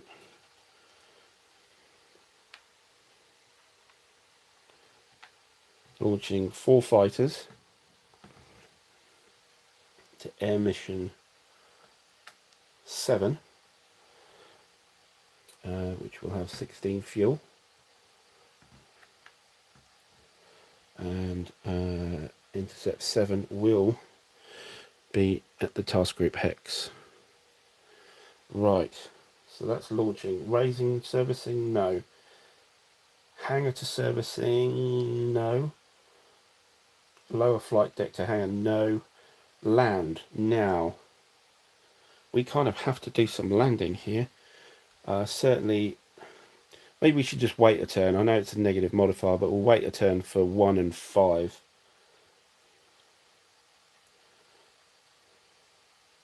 Yeah, we'll wait.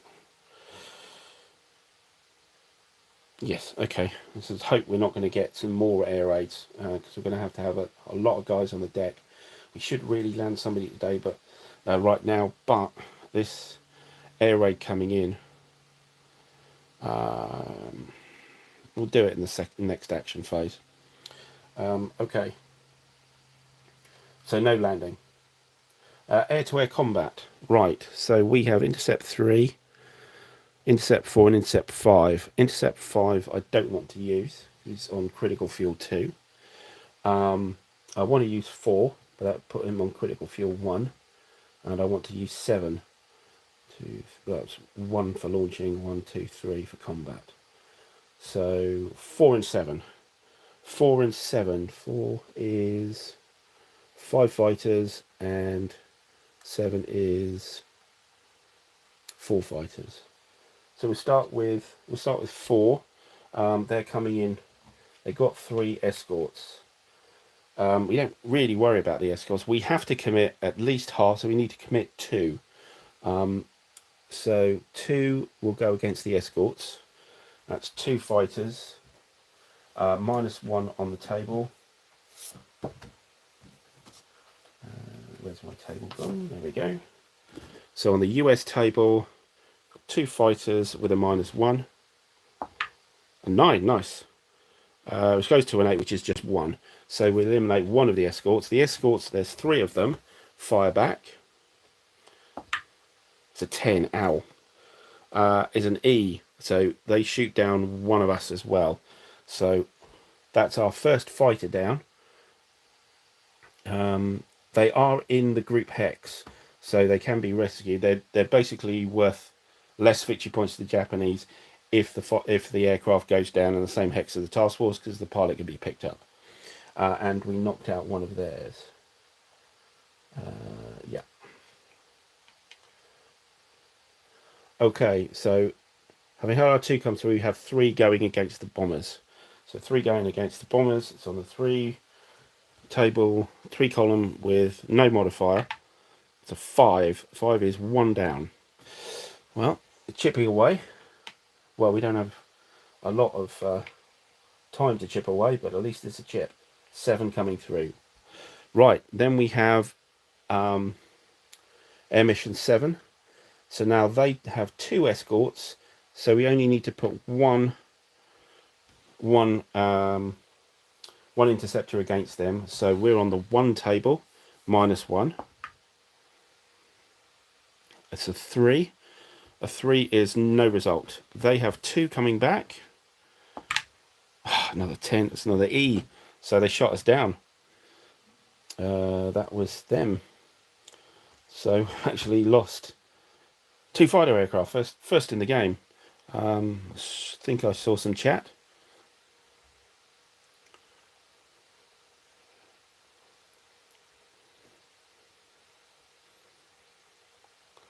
How are they rolling so well with those blue tweezers? I know, yeah, it's uncanny, isn't it? Mind you, them rolling 12s for their Japanese air-to-air combat is not great. So we have 3 more going for the bombers, and they have 7 left. That's a lot of bombers. So we are on the 3 table, hoping for a big roll here. 10, lovely. Okay, maybe. Yeah, you're right. Getting 10s for the Americans as well. That's 2 down. So 3 down in total. So 5 left. Well, you know, that's as good as it's going to get. On to the Japanese air attack segment. Choose target task force. So 1, 2, 3, 4, 5, 6, 7, 8, 9, 10. 5. 1, 2, 3, 4, 5. Task group 58.2. Everybody's left, so that's great. And what do they fly over? The battle line. So on that table, a 9. Ouch. Avoid. No, they don't cross the battle line at all. So there's no anti-aircraft in there. Ow! I was kind of hoping for that. Right. So task group 58.2. They're ACAC. 58.2 is 60. So we're on the 60 table here, and again we want a really good roll. I think some are getting through. A 1, terrible. Nothing. Ouch. This is going to hurt now. This is going to hurt. Okay, anti-aircraft completely missed. Air to ship combat. It's the first time you've seen this, so we have 5 bombers coming in. So first thing we do is we multiply those bombers by 4, so they're worth 20 attack value. We need to work out where they're heading for. Which ship are they heading for? And they will go for carriers, but they won't prefer heavy fleet carriers over light carriers. Just make sure I do this right.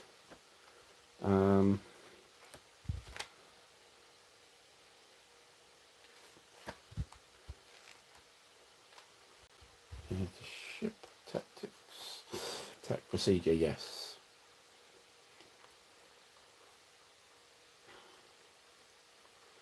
Okay.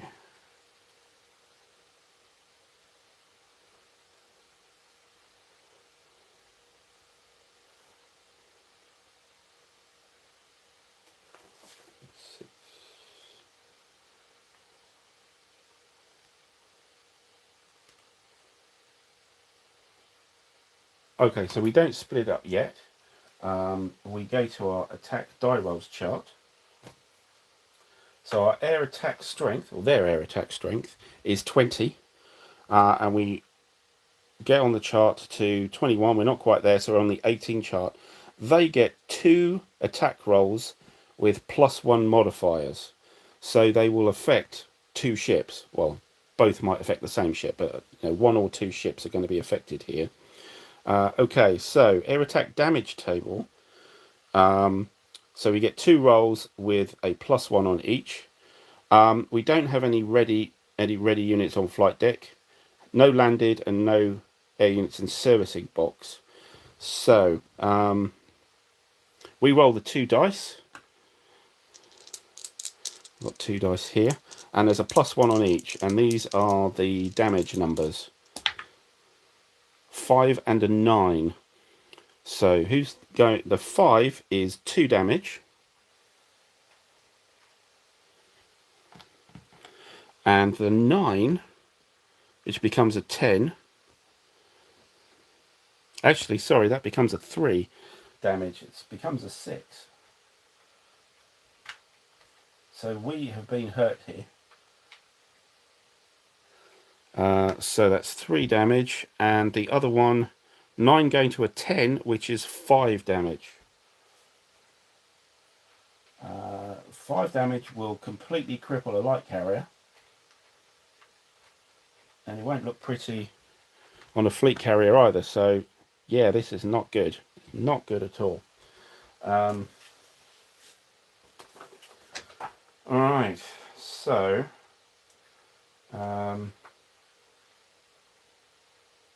so we need to find out who it's going to hit, and we need to do that randomly. So they're both on 58.2. So if we do a 1, 2, 3, 4, 5, 6, 7, 8, and we roll.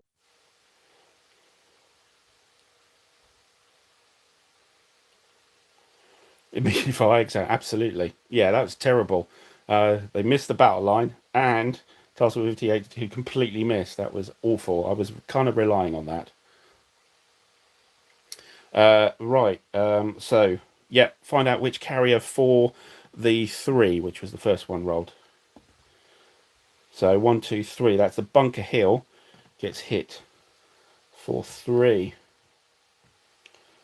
Okay, and the 5, they could actually end up on the same carrier. 7. 1, 2, 3, 4, 5, 6, 7. So that's the Cabot. Gets the 5. Right. Well, luckily enough, they're pretty empty carriers. At least I've done that well. Okay, the first thing we get is we get to place counter called inoperable flight deck. So we cannot, on those 2 carriers, fly any aircraft. Okay, now we need to look on the chart at another chart. There's loads of chart in the game. On what those damage figures mean for those carriers. So I think so for who was it? The Bunker Hill. We are a CV, and we've got 3 hits. 3 hits is a light damage. Okay. We eliminate 1 air unit per point of damage, and a unit in the hangar counts as 2. We only have 1, so we destroy that air unit. It's the only one on there, and the anti-air value and their surface value is halved. So yeah, so our ACAC now is halved. So that's 5.5. So we drop by 6. 58.2 drops by 6 to 54. We now also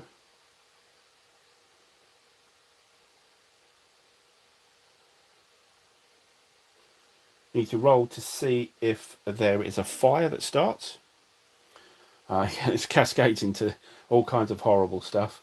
So we need. So it's a die on a die roll 11. We get a fire. So that sounds pretty good on a D10. But it's +2 per ready air unit. We don't have any. Plus per servicing air unit. We don't have any. +1 per landed unit. We don't have any. Plus the number of hits. So we have a +3 on the dice. 3 + 3 is 6. No fire. That's nice. No fire, no fire. It's not crippled. And so, yeah, that's it for the Bunker Hill. So it's an operable flight deck. It's taken 3 damage, which is the maximum classed as light damage on the carrier. It can take 8 hits. So, yeah, and it's lost an aircraft. The Cabot, however, this is going to hurt. So we have 5 hits on a CVL. So, oh dear, 5 hits on the CVL is a sunk. So that means the Cabot is dead. That's out of the game. So I'm just going to put it here with the others. So we don't need that factor. We don't need to worry about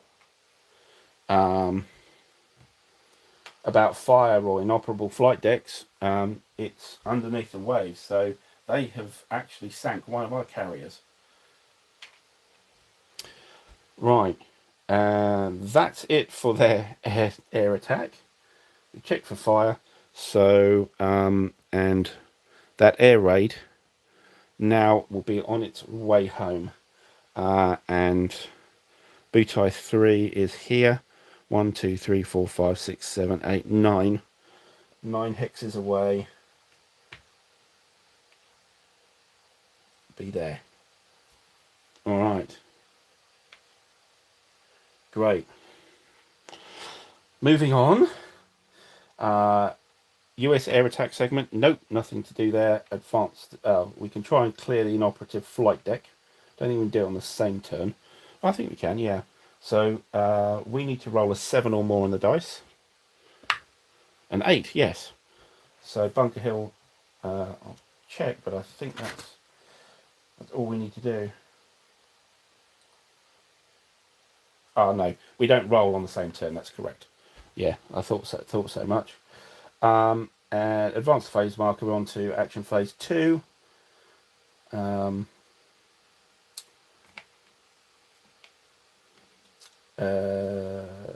Move air raids.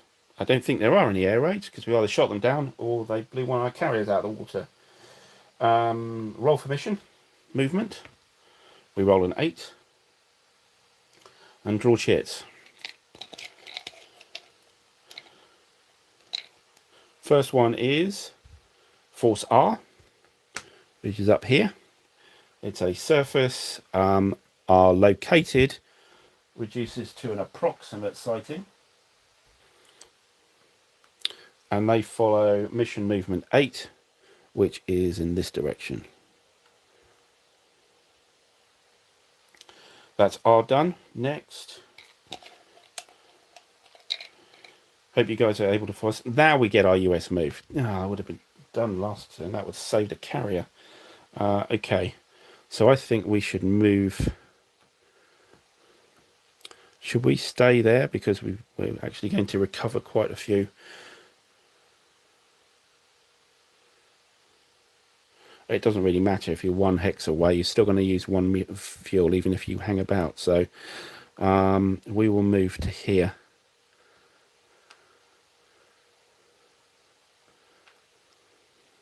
That's our US move. And third chip, Force K. Force K is these guys here, I think. So their spotted becomes located.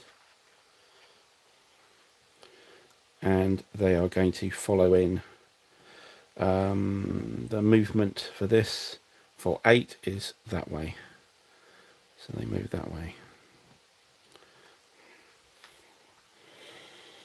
Okay, that's our chits done. Move our air missions. So I think we're going to pull practically everybody back, except for air mission 7. Yeah. Well, I think they're all going to move into the Task Force Hex. So we've got to do a mass landing here. And that's 1 fuel for everybody. I haven't done the airstrikes yet.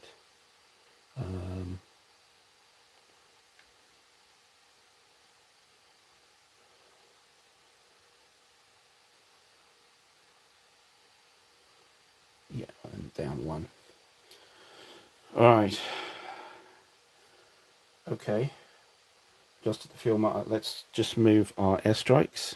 So coming in there and fuel down 1.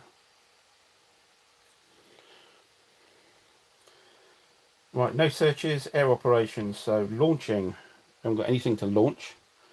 Raise servicing to ready. Let's get some more fighters up. So let's do that. Those. Maybe another search plane. Those all up. Another search plane here. Bomber will wait.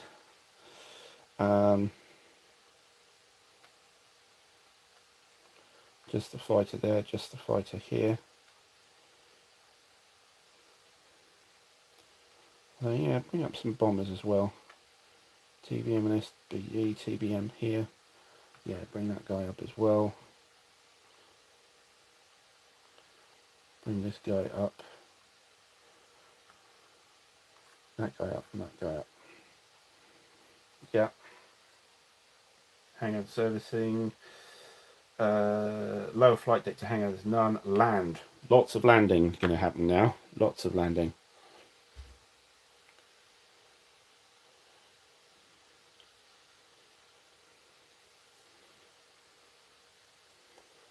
In November 1944. Wow, yeah.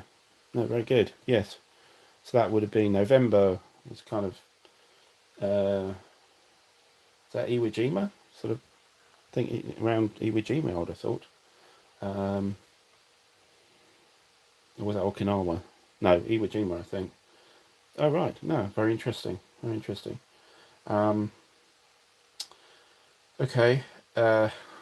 Landing. So who's really bad? So let's do Air Mission 5 first. We've got a lot of fighters here, some of which might not make it. So they're on 3 critical fuel. We've got a table, it's known as the safe landing table, safe return table here. So, so there needs to be a 12 or more rolled. The modifier is the amount of critical fuel level, so we're on 3 here. So it's a +3 on the dice. And could we spend a fuel point? Yes, we could spend a fuel point, which is what we did. Oh no, you spend an extra fuel point landing, so actually they're on 4. So they're on +4 on the dice for each of them. We roll for each aircraft unit, and we have 7 here. So +4 on the dice. First one, 4 + 4 is 8, so he lands. We'll land here. Next one, +4, a 7 + 4 is an 11. And the Philippines, oh, of course, yeah, sort of Leyte Gulf kind of stuff, yeah. And we'll land him here. Just makes it on an 11. Next guy, a 6 + 4 is 10, he makes it. Let's use the big carriers first. You can't use Bunker Hill. Definitely can't use Cabot. Next guy, 4th, a 1. That's great. On to Lexington. 3 left. 5 plus 4 is 9. He's good. He's on Enterprise. These guys. These can go. So we didn't launch anything this turn. A 1. He's good. So he ends up on Essex. And the final guy, 6 plus 4 is 10. Yes, he makes it. We'll put him on the Cowpens. Okay, so that's Air Mission 5 done.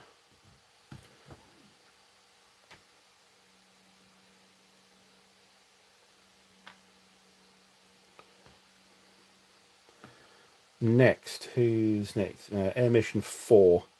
So with Air Mission 4, we have 4 fighters. They use a fuel to land.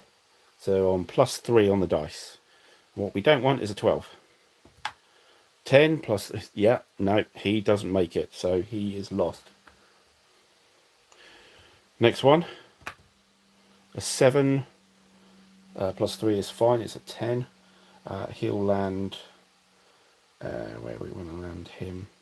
So land him on San Jacinto. Next guy, an 8 +3 is 11, so he just makes it. We'll put him onto Yorktown. This guy, 7 makes it. We'll put him on Hornet. So that's Air Mission 4 dealt with.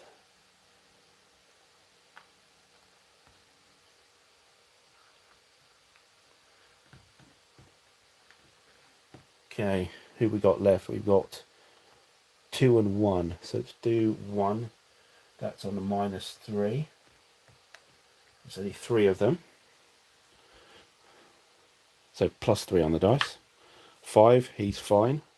Let's put him on the Wasp. Next one, a 9. 3 is 12. He needs to roll.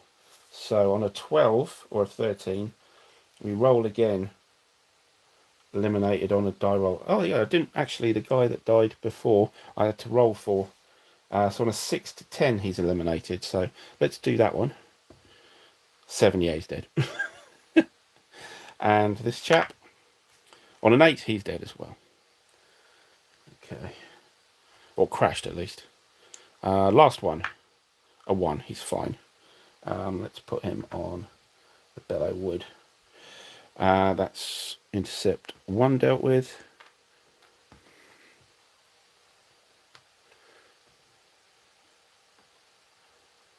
And finally, Air Mission 2 landing. Hopefully I've got some capacity for this. We have 1, 2, 3, 4, 5, 6. Yeah, got 5 fighters, got 6 landing capacity left, so that's fine. Okay, first one. These guys, Air Mission 2 are on -1, so it became -2. So 10s are a problem. First one, 7, he's fine. Landing on Lexington. Next one, a 1, he's fine. Land him on Enterprise. Next one, a 2, land him on Princeton. Next one, a 9, just gets there on the Langley. And the last one, a 5, he lands, and we'll put him on the Monterey. Actually, no, we won't put. Yes, we will put him on the Monterey. Okay. Right, that's our landing done. Phew. And yeah, we can put that back there. Intercept 2. Marker is back. So we have our 2 airstrikes, and we have Air Mission 7 here, which only just launched, hanging around up there. No air-to-air combat, no Japanese air attack, no US air attack. Advance the phase marker. Move all air raids. There are no air raids, so we roll for our mission movement. is a 9. Draw our chits.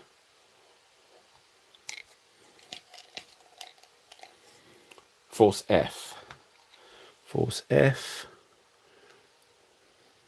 E. Force F.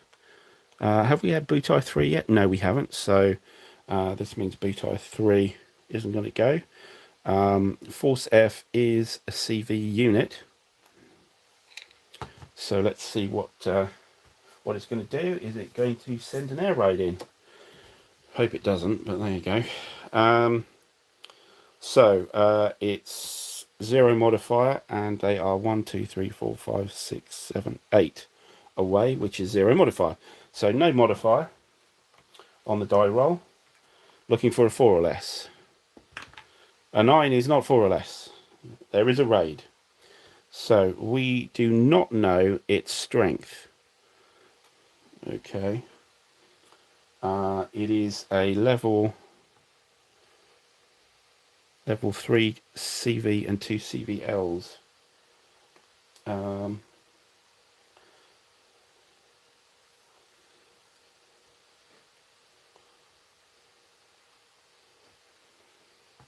That's a level 3. Okay.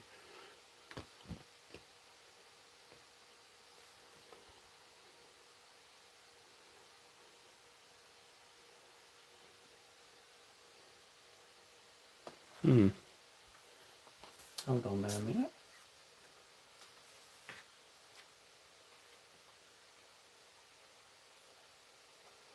Yeah, let me check what, because we have an unknown here, but it is level 3.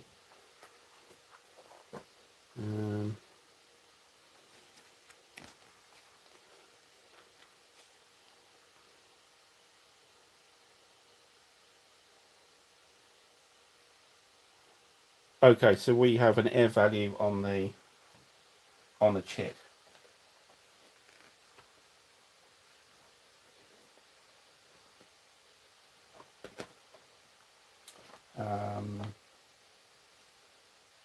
Yeah, that's at the top of the chit. So let's have a look at this chit.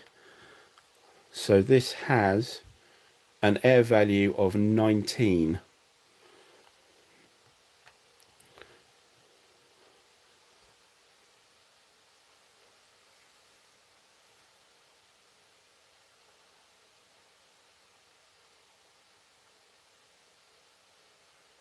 Okay, so knowing our air raid strength because of the level 3, 19. We use the level 3 forces, and it's 19, so it's there. Ouch. Okay, that doesn't look very friendly. Let's hope it's low. A 5-ish is an 8 raid and a 7 raid. So we need Butai 4 here now.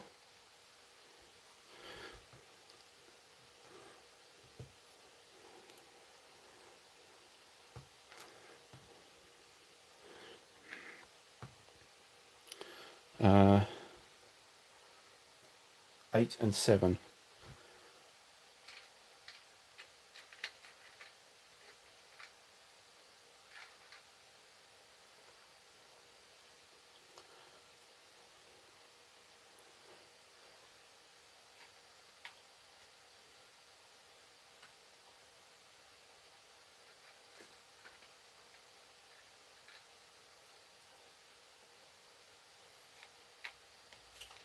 Okay, so they've got these guys coming in. How far away are they going to be? So our interception range, dice roll is a 2. Oh, that's terrible. 2, it's 3 hexes. So it's 3 hexes away coming from this direction. So where are we? We're there. 1, 2, 3. So they're here, and they're 2 hexes behind.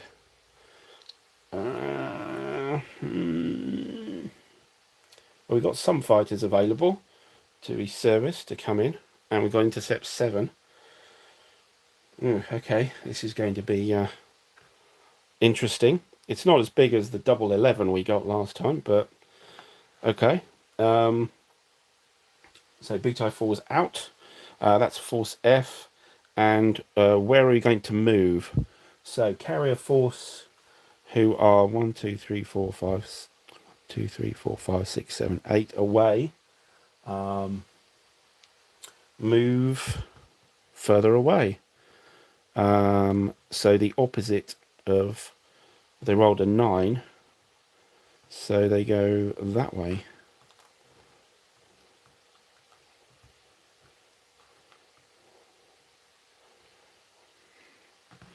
Okay, that's Force F. Butai 3. Butai 3 is the same lot, which means nothing happens. Oh, hang on. Surely we check for air raid, don't we? Yeah, they don't move, but they can still do air raids and stuff. So Butai 3 is here. That moves down by 1.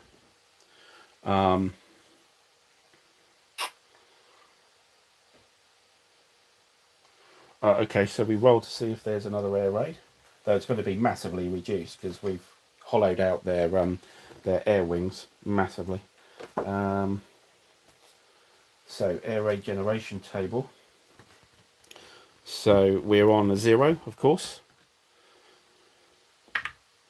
And we roll a 0, so there is an air raid. Okay, we are on Butai 3. Is it L2?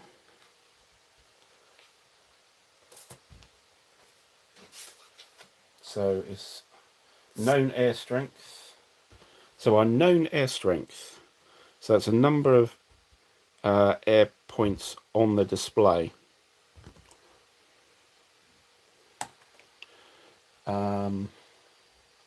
So there is 7, 8, 9, 10, 11, 12, 13, 14, 15, 16, 17.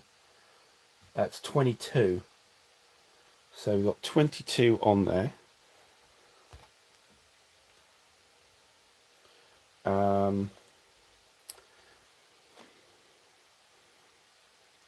It is a level 2 force, isn't it? Yes. Level 2 force, so we're not completely sure. We should move 2 columns to the right. So 22 and 2 columns to the right is the maximum table. Okay, but I think this is going to be pushed down massively by the amount of losses they've got. So, and unavailable.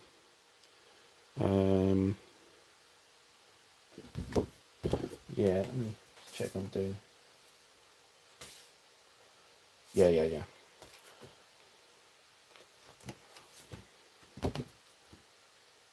Yeah, so our maximum table here, but don't panic quite yet. We've got a 5. 5 is a 13/12. So it's 2 air raids, 13 and 12. However, we now need to roll, because they've taken losses, on the air raid strength reduction chart. It's here. So the initial strength is 22. Losses. So the losses and unavailables are everything there. So it's 22. So they have nothing available. Yeah, they have nothing available. So actually the air raid is worth 0. So after all that calculation, there is no air raid. Few. Because they've used up so many of their aircraft, and the others are still flying back from air raid 1B. Okay. Was that the... I think that was the 3rd. Yeah. And it doesn't move any different because it moved with Force F anyway. Right, so that's all the chits drawn. Move air missions. I think we'll move Intercept 7 here. and he's down to 10 fuel.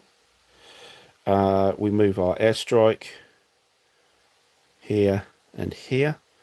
Use another fuel. And that's it, our air operations. So we want to bring out some fighters quickly. So we will ready him and him and him and him. Those are bombers. I think we will withdraw the bombers, but let's just do the readying first.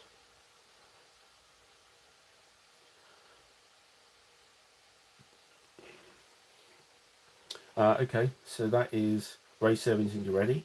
So hangar to and from. So let's move these guys back.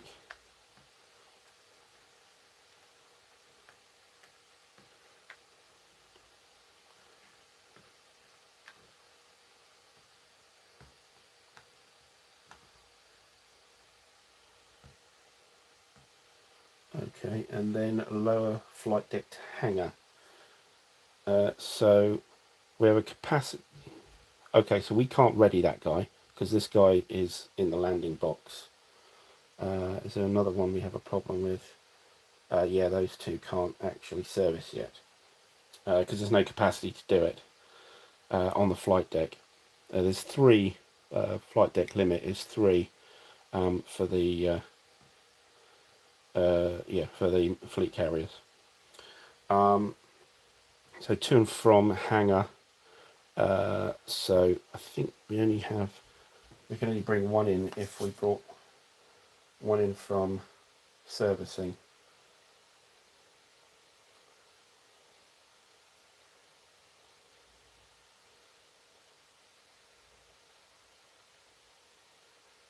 We've got lower of 2, so yeah.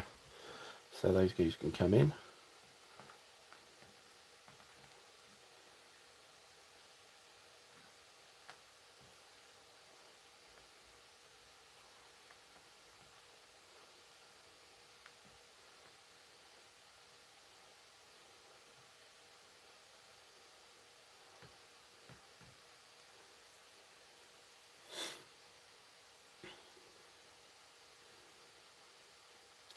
Fine.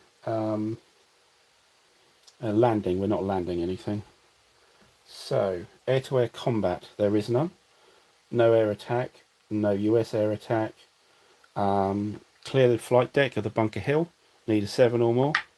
A 9, yes. So flight deck is clear there. Excellent. And advance the turn marker. So we're on phase 4. Move air raids.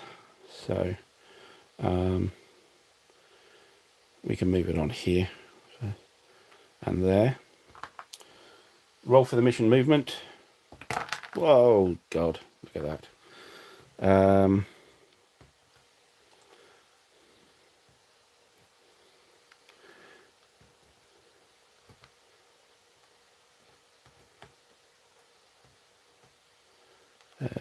pretty sure that was the other way around. Yeah. Apologies about that. Hit the wrong stack as well. Airstrike was 2 away. I think I repaired everything. So problem with dice trays, isn't it? Where were we going? We were going for the mission movement. That's the wrong dice anyway. So that's a 5. And the draws sequence chits. Last 3 chits. I seem to have 4 chits. Was I short one last? 6, 7. Oh yeah, I was 1 short last time. I'll do it now anyway. Butai 2. Butai 2 is these guys up here. Okay, so are they going to do an air raid? Again, this might end up being a moot point because they've lost so many aircraft.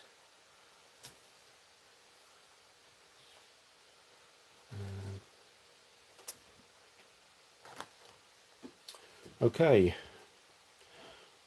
so the raid table, 1, 2, 3, 4, 5, 6, 7, 8.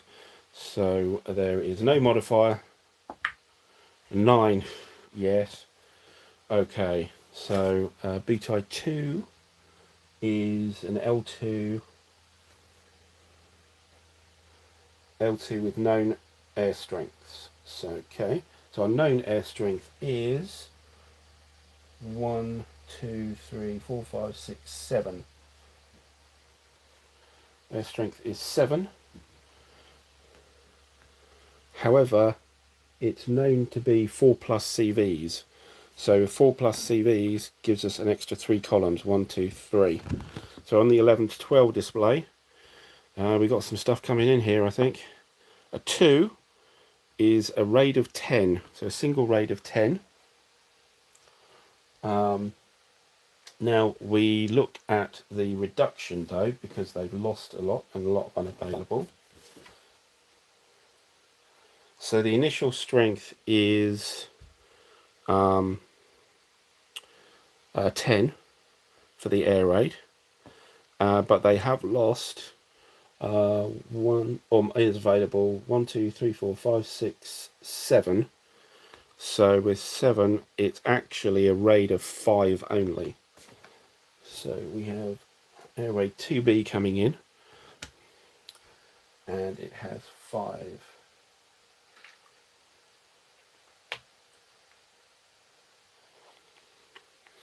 Okay, and it's coming from this direction, but how far out do we clock it? A 1, that really is terrible. A 1 is 2 hexes, so it's effectively coming in here.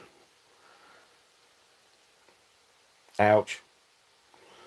Okay. Right.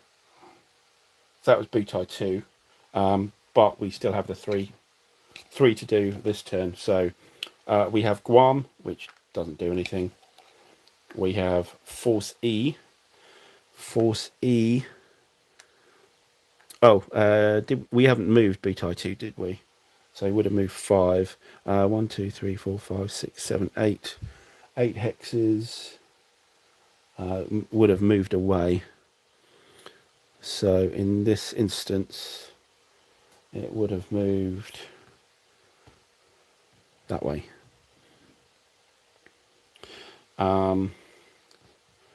So E has already moved, and it's only a surface, so we don't need to do anything with him. Where did I put the marker? E is there, yep. And the last one, of course, is the US subs. Okay, so Finback is going to move there. Albacore move there. Stingray here. Kavala up there. And we remove 1 level of pin from Bang. And that's it. So that's all of them done. Move our air missions. So we're certainly going to move. Well, Intercept 7 is how many fighters? It's only 3 fighters.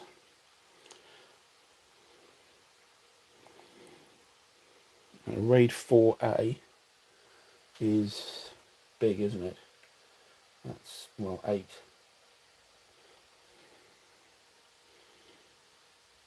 Raid 2B is only 5.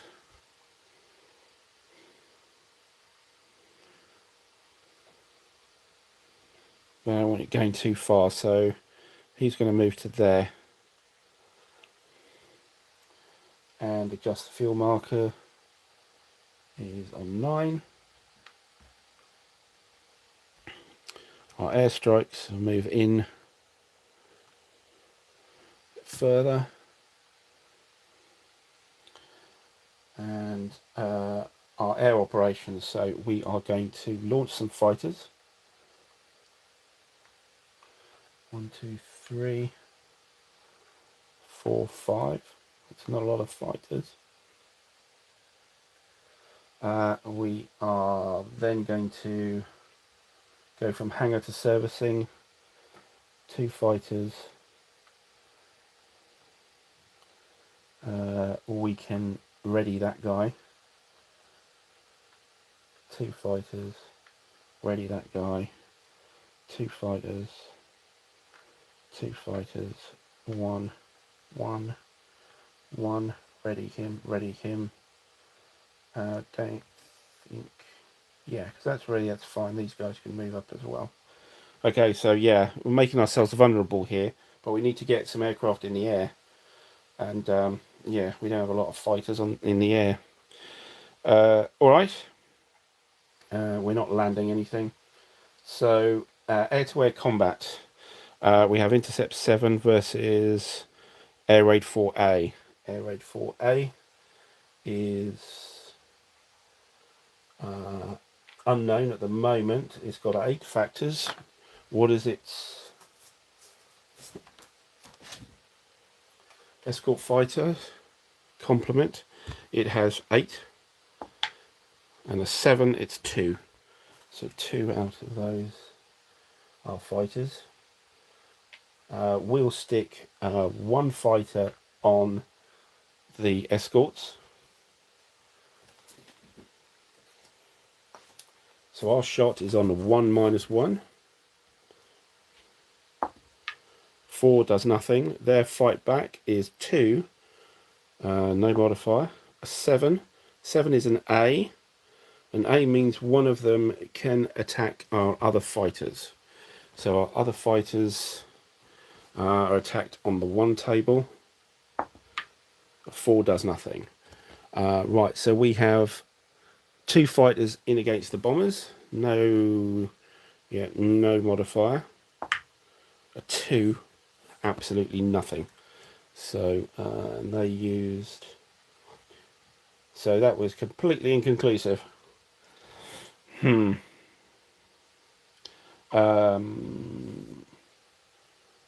needed to set up Air Mission 1, didn't we?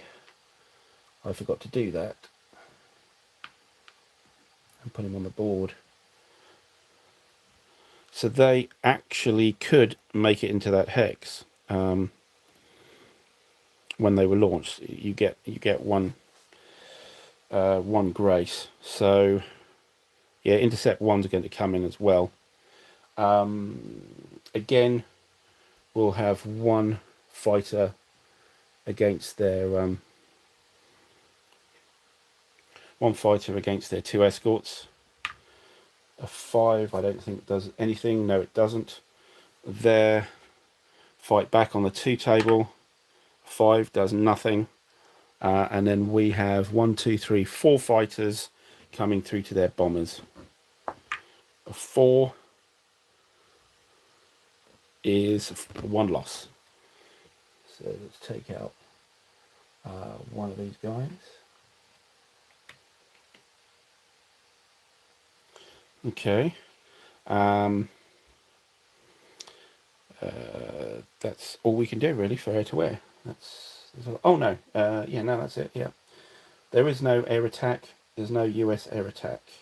We cleared the decks, just advanced the turn marker well. So we're on to the end phase. It was the 4th action phase. So we have no fires to deal with. So advance the game turn marker. Right. On to 12:10. Okay, so what I'm going to do here is I'm going to halt here, and now unfortunately where the game is actually sitting here is actually going to have to be used for a visitor to use the room. So I'm going to have to break this down. So what I'm going to try and do is record what we've got here and break it down, and hopefully I can build it back again and we can continue. I can't promise anything, unfortunately, because I might get it wrong, and you know, being a wargamer and all, just like you guys, you might, you know, get distracted by a shiny new game that comes in. But anyway, hopefully for the moment this has shown you quite a bit of the game. If you've been following through, I think we've got about, gosh, 6 hours, 6 hours or more of gameplay, which is more than enough for anybody usually. But hopefully this has given you a good insight into the game. It is quite frantic once the air raids start coming in. And yeah, we are scoring hits, but as you can see, we have a damaged carrier and a sunk light carrier. And other than shooting lots of aircraft out of the air, we've done nothing to the Japanese yet, although we're very close to doing so. But anyway, hope you've enjoyed it, and hope you guys all have a good Easter, and we are making you want to go out and reacquire the original carrier. Well, I mean, how about just acquiring this game, or did you say earlier that you've got this one? In which case, I suggest you break this out and go for it. But yeah, if I suppose if you have it, you can wait for a new version of Carrier to come out and go for that. Absolutely. But yes, thanks everybody for dropping in, Brun, Rob, everybody, and again, hope you have a good Easter and a good Good Friday. Good stuff. See you soon. Bye for now.